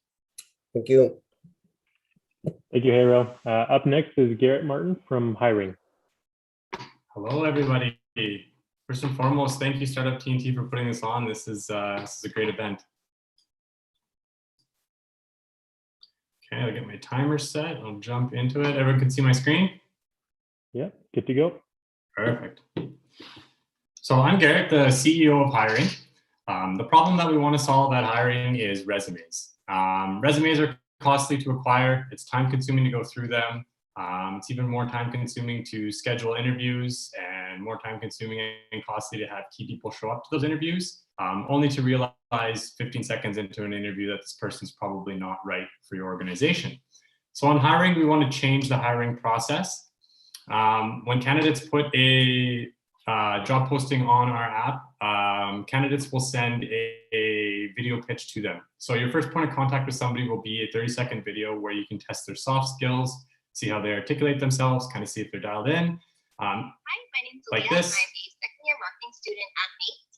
I'm currently interning with HRing, helping them with their marketing. So you get a feel, right? You see someone, how they present themselves. If you like that, you can go to their portfolio, see their community involvement, projects they've worked on, their certificates. And if you like that, then you can go and invite them to take a preset interview, which you'll make on the app. So you'll input your questions, how many seconds you want them to answer it. And there's no more time wasted than scheduling interviews. They take the interview on their own time, you can watch on your own time. So we've really cut down the hiring process. We're working at creating discovery buckets, which we want to empower companies to kind of be their own recruiter. So we're reaching out to different university programs. So say you're in McEwen accounting, all the accounting students can put a video pitch into there, then local accounting firms can come in and watch those video pitches and have a first point of contact with these individuals and put them into their talent pipeline. Globally, our market is quite large at $498 billion. In Canada and the US, it's a $130 billion market. With what's happened with COVID in the last couple of years, unemployment rates have seen all-time highs. And industries are scrambling to find talent. Our biggest competitor, LinkedIn, has a big issue in their talent, their client acquisition. 84% of Gen Z is not on LinkedIn. So we believe that that's our opportunity to strike, is to get in and bridge the gap between corporations and students and filling entry-level positions and positions that they'll have while they're in school. So that's our market entry point. Right now in the retail industry and hospitality, they're getting absolutely hammered. Turnover rates are like 60%. And they've actually switched a lot of their hiring practices to just ask basic questions. They more care about who the person is, not about their background. So we believe that if we can provide talent or provide value to Gen Z and keep them on our platform, we can grow our database of talent that'll be very valuable to fill senior level positions down the road. So our go-to-market strategy right now is we're going to be leveraging other companies' social media platforms. We're going to be marketing on social media. We're working with Open to All and You Can Play. And trying to partner with organizations that are also working with them and try and get in that way and replacing niche job boards. And again, our long-term vision is to provide value to entry-level positions, get those people on our platform, and building up their portfolios. So when it comes a couple of years down the road, we have that talent to fill senior-level positions. The traction that we have today, we're working right now. 15? Yeah, 15 seconds left. Okay, we have our patent filed. We've just added Thomas Henschel and Aaron as senior level salespeople. And so we're looking to scale. Here's our tech stack. We'll skip over that. Here's our team currently. And our ask is $300,000. And we're looking to increase our metrics for our Series A, which we've been in conversation with some companies from the States already. Mentorship and scaling and corporate connections to kind of open up some back doors. And our exit strategy is built to sell. Thank you. Awesome. Thank you, Garrett. And so I think you articulated the problem to solve really well. And I like Zach's question here. So do you have proof that hiring through your app and that experience reduces turnover? We don't have proof yet that it reduces turnover, but what we do is we focus on organizational cultural fits. So, we take the hiring process. We don't put a time limit on it where you're posting a job on LinkedIn or Indeed. You go through all the hiring process. You're exhausted. You spend all the money. So you just hire the best of what's in front of you. We put those people in front of you right away, so you can make an educated decision if they're probably a good cultural fit or not, and if they're going to mesh with your organization. Okay. And early traction or early focus on market. I mean, you mentioned hospitality a little bit. Is that really where you're going to start? Yeah, it is where we're going to start. We've seen, we've reached out to a bunch of different industries, and that's the industry right now that has the biggest need for talent, and they've been really excited about it. So we feel like it's a good entry point for us. Quick one, revenue model.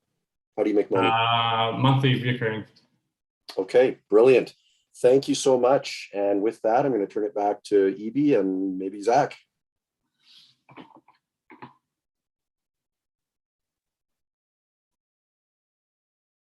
Great. Thank you, Garrett. Eibi, I think that is the last presentation from that block. Have we now done 15 presentations? Am I looking at the schedule correctly there? Yeah. We're about an hour and a half in. We got 15, we've 3/4 of the way done. We got 5 more. Probably a good time to take a short break and maybe re-energize and recalibrate. Trivia question number 3 for tonight on that note. There are 4 cities across the prairies hosting an after party for Startup TNT tonight. Who can name all 4 in the chat here for a free drink ticket at the after party? Edmonton, Eibi gets the first one. Saskatoon, Calgary. There's a 3rd one. Regina, you got it. 4th one is Regina. Nice work.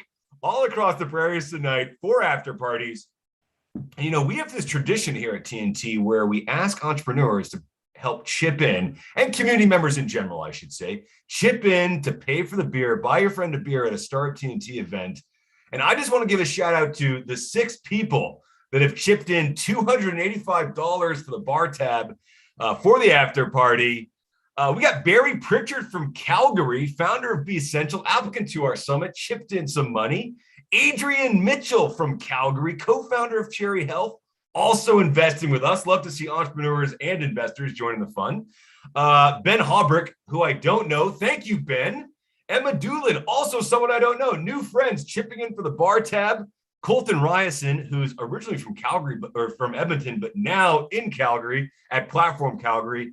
And Allie Cano of Resume Free. Oh, I think I can see her. She's at the viewing party right now, waving to us. Thank you, Allie. The very first time I met Allie was almost 2 years ago to the day.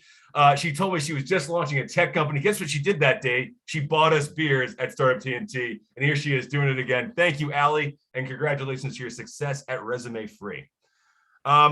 Okay, with that, I think I'm going to hand it over to our last co-host, who is from one of our very dedicated sponsors, KRP. Violette from KRP is here. And I got to say one thing about KRP, if you don't know them, they are an extremely customer-focused accounting firm here in Edmonton. They help a lot of our local startups. They also help me personally with my taxes. And my accountant at KRP, Justin Russo, has a knack for answering all of my emails within about 10 minutes and never makes me feel like an idiot asking all my accounting questions. So love the team at KRP.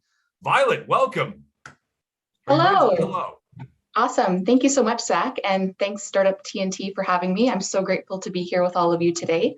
As Zack mentioned, my name is Violette. I'm here with Kingston Ross Pasnak. KRP is an independent full-service accounting firm based right here in Edmonton. We're on a mission to create deep relationships with our clients and our community, which is why we're here today. So from tax advice to cloud accounting, we're really focused on small businesses, helping entrepreneurs focus on deliberate and sustainable growth. As entrepreneurs ourselves, we believe our work can really make a meaningful impact in our community. So I'm so excited to meet many of you tonight. All right, so let's get this started. Yeah, thank you, Violette. I am going to be the final question facilitator for the group. So I'll be timing the last few entrepreneurs here. Looking forward to it. Let's end strong, team. I'm ready when you guys are. Okay, so our next presenter is Jeff from RocketFire Labs. Take it away. Hey guys, I'm Jeff. founder of RocketFire Labs and our mobile esports platform, Foxhole. Just going to get my screen going on here.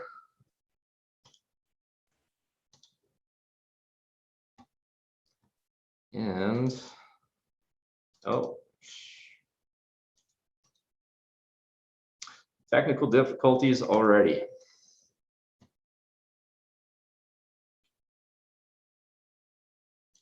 All right, backup plan. Those slides look good, Jeff. I appreciate that. So we all grew up with weekend sleepovers and LAN parties. Your buddy just got that new N64 or Xbox console, and it was time to pull an all-nighter. Whether it was red versus blue or endless rounds of GoldenEye, and competitive play was what brought us together.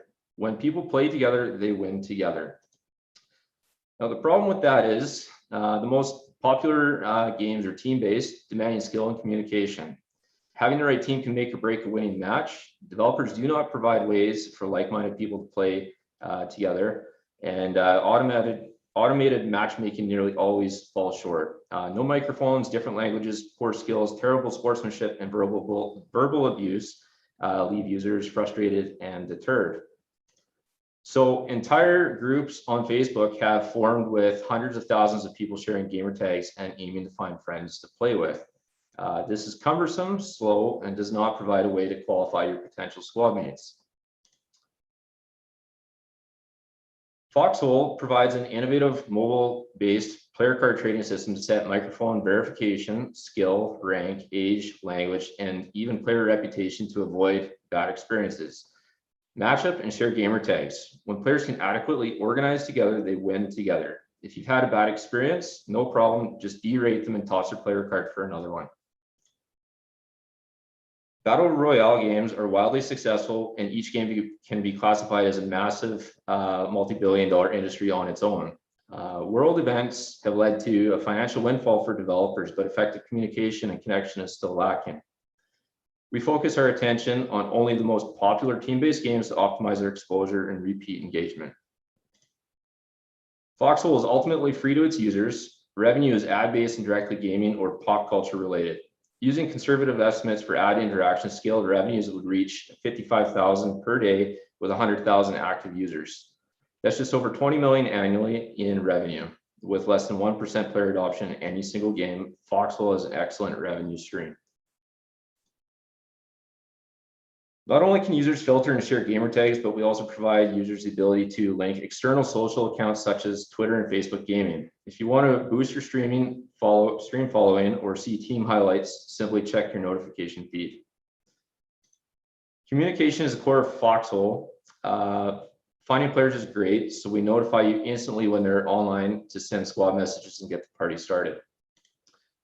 Our team has a passion for competitive gaming and aims to bring positivity to the esports community. With our experience in energy, construction management, and aerospace R&D, we are using our skills to change the way people interact virtually for the better by building an easier, safer, and inclusive platform for all. We're seeking an initial seed investment of $500,000 to accelerate marketing and launch Foxhole to our 100,000 user mark and attain a 20 million annual revenue. Money talks, but relationships speak louder. So we're definitely looking for mentorship as we go. Thank you very much for checking us out. Here's my contact details, and I've got a QR code if you'd like to check our MVP. It's currently for Android phones at the moment, but within the next couple of days, I do expect it to be on the iOS platform.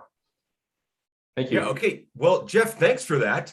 That was actually going to be the first question I was going to ask, which is, what is the status of the product? You mentioned MVP. So just maybe elaborate a little bit for us. Yeah, it's definitely in the MVP stage. We've built it out with a language called Flutter and focusing on Android directly off the get-go here. And then we discovered, it wasn't so easy to adapt to iOS. So we invested in the hardware to do that and ported it over to that. So it's up for iOS review currently, and it could take 3 days to 2 weeks. But after that stage, then we'll be moving on for user acquisition. Okay, I'm going to see if we can squeeze in 2 questions here quick. I'm going to take the next one, and then I'm going to ask Rob's question, which is, how do you get to 100,000 users? Well, I've already kind of stuck 1 foot forward on that. I've signed with a gentleman down in the States. He runs a couple of Facebook pages with roughly 180,000 users that are directly trying to match up with other people to play with simply by exchanging gamer tags. But there's no way to quantify or validate those players. So it's kind of the Wild West. You don't know who you're going to be paired up with. Okay, we're actually just about out of time, so I'm going to have you answer Rob's question in the chat, which is how do you arrive at that 55 cents revenue per user? But here, I'll let you answer in the chat because we're out of time. Sorry. Oh, yeah, thank you. Thanks, Jeff. Nice presentation. Thanks so much. Okay, Violet, back to you. Who's our next speaker? Awesome, Jeff. Thank you so much. So our next presenter is Seher with Flawless Inbound. So take it away. Thank you so much, everyone. I hope you can see my slides. Should be up and running right now. Perfect.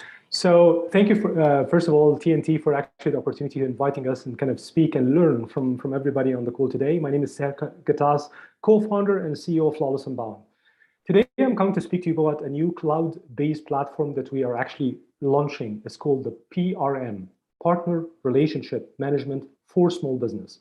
But before I go there, I just want to cover first who's Flawless Inbound, how long have we been in the market, what's our go-to-market strategy, competition, and team. So Flawless Inbound, we have been in the market for 7+ years, operating in Alberta, British Columbia, Ontario, and also have representation in the US. With almost 21 team members, we're actually generating a top-line revenue and a positive EBITDA. We are now launching our 3rd division in our operation. It's called Flawless Labs, and this division will launch the first SaaS-based recurring revenue environment for enabling small business to sell through their channel partner. But one other thing about Flawless Inbound that I want everybody to know is that we are a strategic partner for 2 large vendors, global vendors, HubSpot and Oracle NetSuite. Now, why I'm mentioning this? Because this will be very strategic in our go-to-market strategy. First, what problem are we solving? 3 things for small business. For small business who actually want to grow to sell through clients, they need a platform to manage reseller, strategic partner, distributors, and franchise. They don't need a complex system. They need a single platform, plug and play. Also, at the same time, they need to manage recurring revenue, especially when they manage their indirect sales environment. So we see that there is a market potential here. Actually, Forrester said this market potential is $1 billion in 2020, growing to 2.5 by 2023, and almost doubling each 2 years. And that's only the North American market. So we believe that we have an opportunity here. To the point that we understand that the influencer marketing is growing, especially during COVID and the new era of environment that we are stepping into. So now if you're a small business and you want to start building your strategic alignment, how can you maneuver this environment? You actually need a cloud-based platform that can be plugged into your existing systems to manage and grow your business this way. So our go-to-market strategy is very simple. Over the last 7 years, we accumulated over 3,000 companies that we have been working and marketing to. We believe that 20% of those contacts in our existing CRM can be a potential prospect for our cloud-based environment. Second, because we are a global strategic partner for HubSpot North America, we believe that our phase 1 MVP will launch and market to only people who are using the HubSpot environment as their customer relationship management tool and marketing tool. Third, we actually know that HubSpot, Salesforce, or even NetSuite, they are not planning to have this environment in their platform. They are not planning to build this solution. So we believe that this is a gap that we can actually build towards, and maybe this can be our exit strategy as well. So 3 key features: channel marketing, sales, and partner enablement. Those will be the key features in this kind of environment. Now, we believe to be able to do that, we're actually having a strong management team with background in business operation over the last 10+ years to be able to launch this environment. Our ask is $1 million. 50% will be applied into building the MVP in version 1. 25 is applied toward focused marketing only on the HubSpot community. And we believe out of that, there are 10,000 companies that are prospect to us in North America. And 25 will be also applied in hiring new sales team members to go around that path. So I'm not sure if I was going too fast or too slow. We just hit 3:30, but perfect. Listen, sorry, beautiful presentation. I got to say, actually, back when I used to work at another company, I think I was introduced a little bit to your consulting and professional services wing. And currently we use HubSpot, although we use the free version of HubSpot. So help us understand, as a HubSpot user that uses HubSpot for my CRM, what kind of tangible benefits am I expecting with the new PRM that Flawless is working on? Beautiful. So imagine, Zach, you now want to start a TNT globally, right? And you want to start actually hiring franchise operators, let's say in Europe or Southeast Asia. So now you don't need to step out of your HubSpot platform. There will be new features lighting up on the HubSpot platform using our PRM solution, partner relationship management solution, so that you can launch your partner environment easily. It connects with your existing CRM. You can see their revenue models, and you can do revenue sharing, joint marketing campaigns, joint marketing programs, and so on. Okay. Thank you very much, Sahar. James asked a question, but I'm gonna let you answer it in the chat because we're just hitting 5 minutes now. And I want us to keep us on time, but great presentation. And I encourage you to answer James' question there in the chat. Thanks so much, Sahar. Oh, back over to you, Violet. All right, so if you're excited to travel, then you're gonna like this next presentation from Shelby with Fly and Fetch. Take it away, Shelby. Hello, everyone.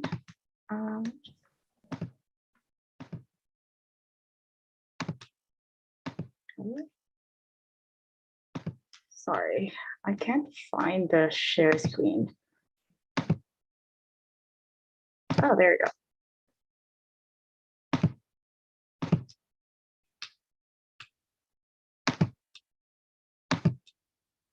Perfect, I'm ready. Hi, I'm Shelby, and I am the CEO and co-founder of Fly and Fetch, your modern shipping provider. This is my team, and together we've hacked international shipping. International shipping is very expensive and slow. For me to send a package from Edmonton to Manila to my mom, it would cost me around $300, and it takes at least 10 days to get there. And that is because of the high infrastructure costs, many employees to pay, a logistical burden of traditional courier companies. And that's the reason why we created Fly and Fetch. And our mission is simple: cheaper, faster, and friendlier shipping. We're currently offering 80% cheaper, 2 times faster, only 2 to 4 days delivery, and we don't have any infrastructure and capital costs. How do we do this? Well, we hire travelers to transport packages for us. Our deal with them is that we give them free flight ticket in exchange for their luggage space. And yes, it's legal. How does it work? Well, let me walk you through the process. A sender would register their package on our website. Then they will drop it off at our hub manager here in Edmonton, which will inspect the items and give it to our traveler before their trip. The traveler travels to the destination, and then they drop it off at our hub manager in Manila, which will then dispatch the items locally. Our pricing starts at $25 per pound plus upgrades, and that is comparable to $150 per pound from our competitors. And with this pricing, our profit margin can be up to 40%. Our target audience are immigrants, and we're targeting US and Canada first, and that is worth $42 billion annually. We validated our business model, and we have delivered 340 plus packages all over the world within 5 different countries. 71% of our shipments are all sold out, and we generated $30,000 worth of revenue. We have more than 7,000 people in our community, and we're growing 30% on monthly sales growth from the last 6 months. We have satisfied customers, and we have 5-star rating on Google and Facebook. We have achievement and awards and participate in various accelerators.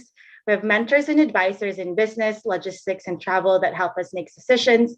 And we are already backed by a Silicon Valley venture firm, Draper Venture. We're currently raising $200,000. 40% is for our flight inventory, 60% for a platform and to improve our security. And this amount of money will help us generate up to $2.1 million in revenue. Thank you very much for listening, and I'm inviting all of you to fetch the world with us. Together, we can make shipping cheaper, faster, and friendlier. Thank you.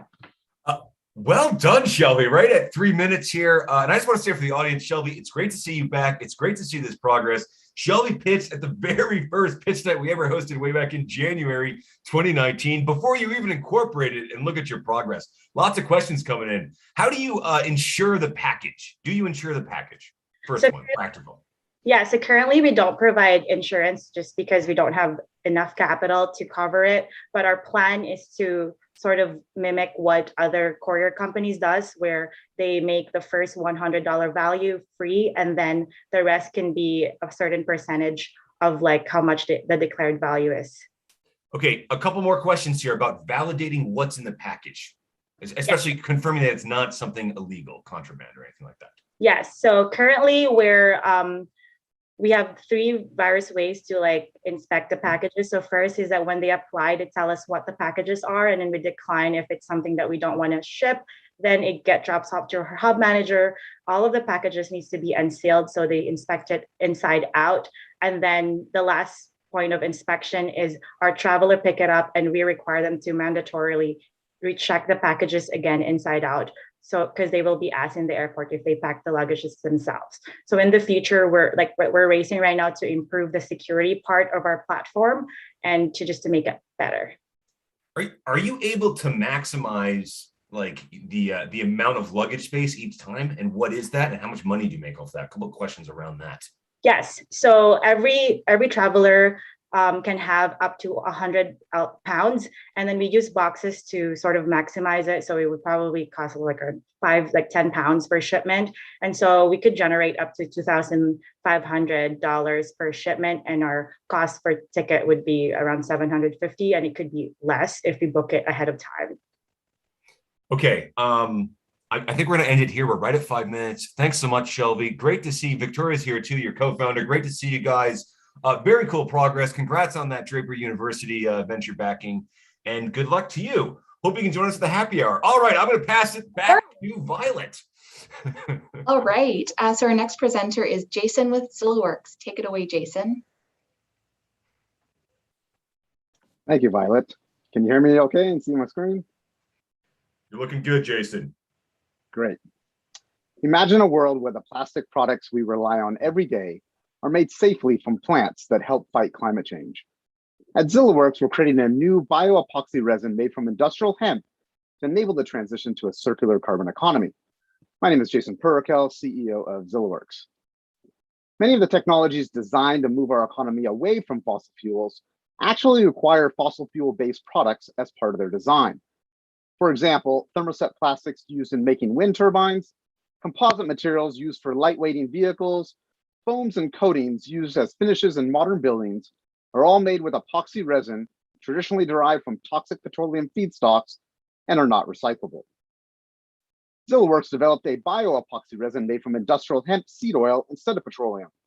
We believe ZILA's bio-epoxy resin is a low carbon or carbon sequestering solution, and we just launched a third-party life cycle assessment to validate our claims. Our business model focuses on formulating our platform resin technology as a drop-in solution for a variety of product manufacturers. ZILA Works holds the exclusive global license to 4 issued and 3 pending patents. Our IP portfolio provides a platform for creating high bio-content resin systems without losing performance, significantly better than what any of our competitors have achieved. Epoxy resin is an $8.5 billion global industry and growing. Our beachhead market segment is the outdoor industry, a space that demands extremely high performance materials, yet has quick R&D cycles and minimum prototype costs, all while enabling us to generate revenue. We're under agreement with Burton, who controls approximately 40% of the global snowboard market, to do a 100-board pilot run for this winter season. Immediately following, we'll be formulating for Vestas, who recently selected ZILA Works as a winner for their Call for Technology Challenge through the Foresight Clean Tech Accelerator, and consumes approximately $500 million of epoxy resin annually. In 7 years, we anticipate we'll be on our way to $100 million annual recurring revenue, with approximately 100 new jobs created, supporting over 100,000 hectares of hemp cultivation each year, and sequestering over 5.8 megatons of CO2 per year. I am supported by a diverse team of industry professionals and advisors. We are currently raising our seed round of $1 million US using a conventional convertible note. We've already closed on 47% of the round.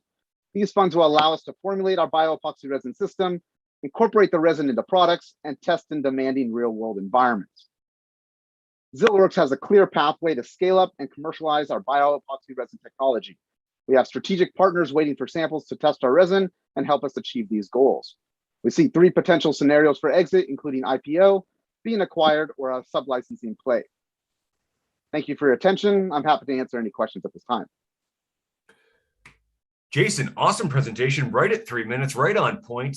And also great to see you back from a year ago and this important progress, especially Vestas. Give us a little bit of an understanding for those that don't know who Vestas is and what your relationship looks like with them.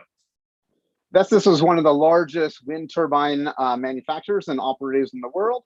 And they recognize that they have their own goals of sustainability goals of reducing carbon footprint and dealing with end-of-life strategies for their wind turbine blades. So they recognized our technology and chose us as a winner from through the Foresight Cleantech Accelerator program. We're under NDA with Vestas. They are specifically looking at our Borton pilot run because the performance requirements in the snowboard industry are here and Vestas is here. Very easily, if we can meet the snowboard requirements, we'll be able to meet the requirements for Vestas. Yeah, okay, awesome. Also mentioned Burton, obvious leader in the snowboard market. I'm from New England, Burton's from Vermont. Listen, question from Dan King. Do you have a secured supply chain? This is important for your product. Yes, we have a group of farmers out of Lethbridge, 14 farmers that represent about 87,000 acres of potential hemp cultivation. That's where we're currently sourcing all of our hemp seed oil from.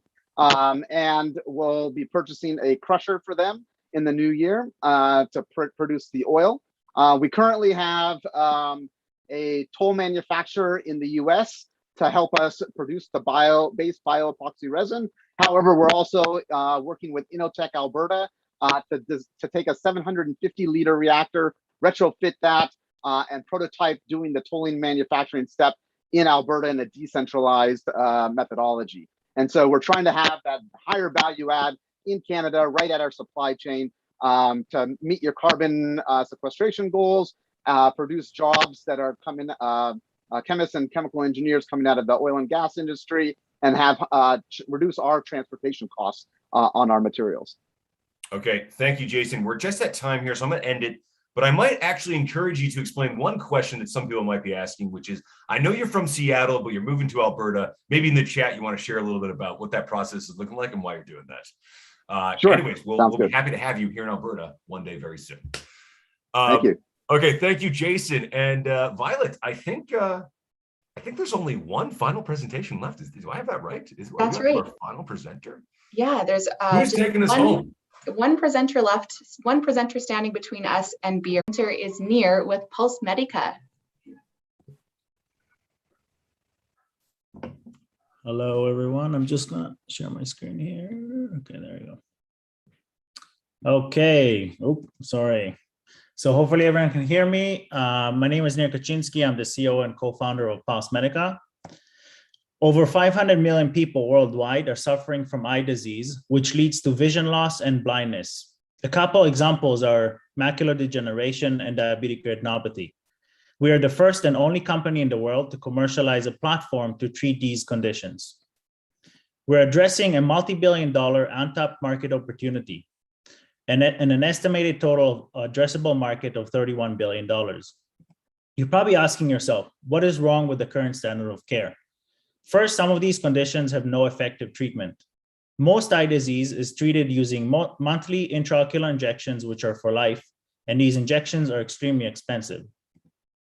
Although laser therapy is effective at stopping disease progression, the eye imaging technology used for delivering the laser is archaic and very imprecise, which leads to unwanted vision loss. So what's our solution? We're commercializing a fully automated diagnostic and treatment robotic solution that is AI-driven. Our platform provides real-time tracking and imaging of the entire eye and provides extremely precise and effective laser treatment that will reduce the need for intraocular injections. We have built a superstar team with deep technology and commercial expertise. We've attracted world-leading talent in commercializing medical devices and AI technology. We're an extremely fast-moving team. Over the past 12 months, with $1 million investment, we've generated tremendous progress. And a few notable items are that we've matched our investment almost one-to-one with grant funding. We built a robust IP portfolio of 1 granted patent, 4 pending, and filing 3 additional patents right now. We've built a working prototype that's ready for in-human trials as well. Our key commercial milestones this year is to complete our first in-human trials to help us raise funds that will take us all the way to transfer to manufacturing by 2023. And then our goal is to get our one-of-a-kind product in the hands of top ophthalmic surgeons to increase awareness of our device to generate sales. We anticipate 3 main sources of revenue. The first is device sales, which will be sold to clinics and hospitals through a distribution partner. Additionally, there will be a recurring source of revenue from the use of our machine learning algorithms. And lastly, the data captured from the use of our ML algorithms is another potential source of revenue. We're currently raising $2 million, which will provide us with sufficient capital for at least 12 months. Our key milestone is to complete our first in-human clinical trial here in Edmonton, and we intend to secure non-dilutive funding, continue with product and customer development, and significantly boost our IP portfolio. We would be thrilled if you're interested to hear more about us and take a deep dive into our technology platform. I have a little video demonstrating what our product looks like as well. Okay, awesome job. I actually forgot to restart the timer, so I have no idea how well you're doing. But you're the last speaker, so you get a little bonus here. That's what our lab looks like. So, listen, one question that I've heard some people ask, which is, can you help us understand the benefits to the surgeons that's going to be using this? What's the appeal to them for using this? Well, so it's a number of benefits. So one, surgeons today are seeing 60 to 80 patients a day. So they're overworked and they cannot see enough patients. And so the advantage of reducing number of injections is by not having to see as many patients per day. We've also done a lot of research into how much money they could potentially make, and there's a big cost saving by using our device and actually making them more money at the end of the day. Okay. And what about the technical knowledge required to use the equipment? Is this something that could be used sort of broadly by relatively lowly trained people? Or is this something that still requires highly skilled technicians and surgeons to use? Yeah, so I think there isn't really the ability to give it to anyone else other than ophthalmologist or a surgeon. But the interesting thing about the way we've built it is our lab guys can use it and use it very easily and very accurately. So it requires low skill, but you have to give it to a doctor or a surgeon to use. Okay, last question. Do you see this technology as something that you would take to market yourself, or do you believe that at some point before you go to market, another player would actually just come in and acquire you? So we're already having 2 NDAs with some of the biggest multinationals in the space. They're super excited about what we're building, and really the goal is to eventually use them in order to distribute it. We don't really want to get into the game of production and distribution. If we have to, we will, to prove the concept. But the idea here is to get an exit done. Okay, Nir, why don't we leave it there? Thanks so much. Great presentation, strong finish, great final group there. Listen, I was really impressed with all the presentations tonight.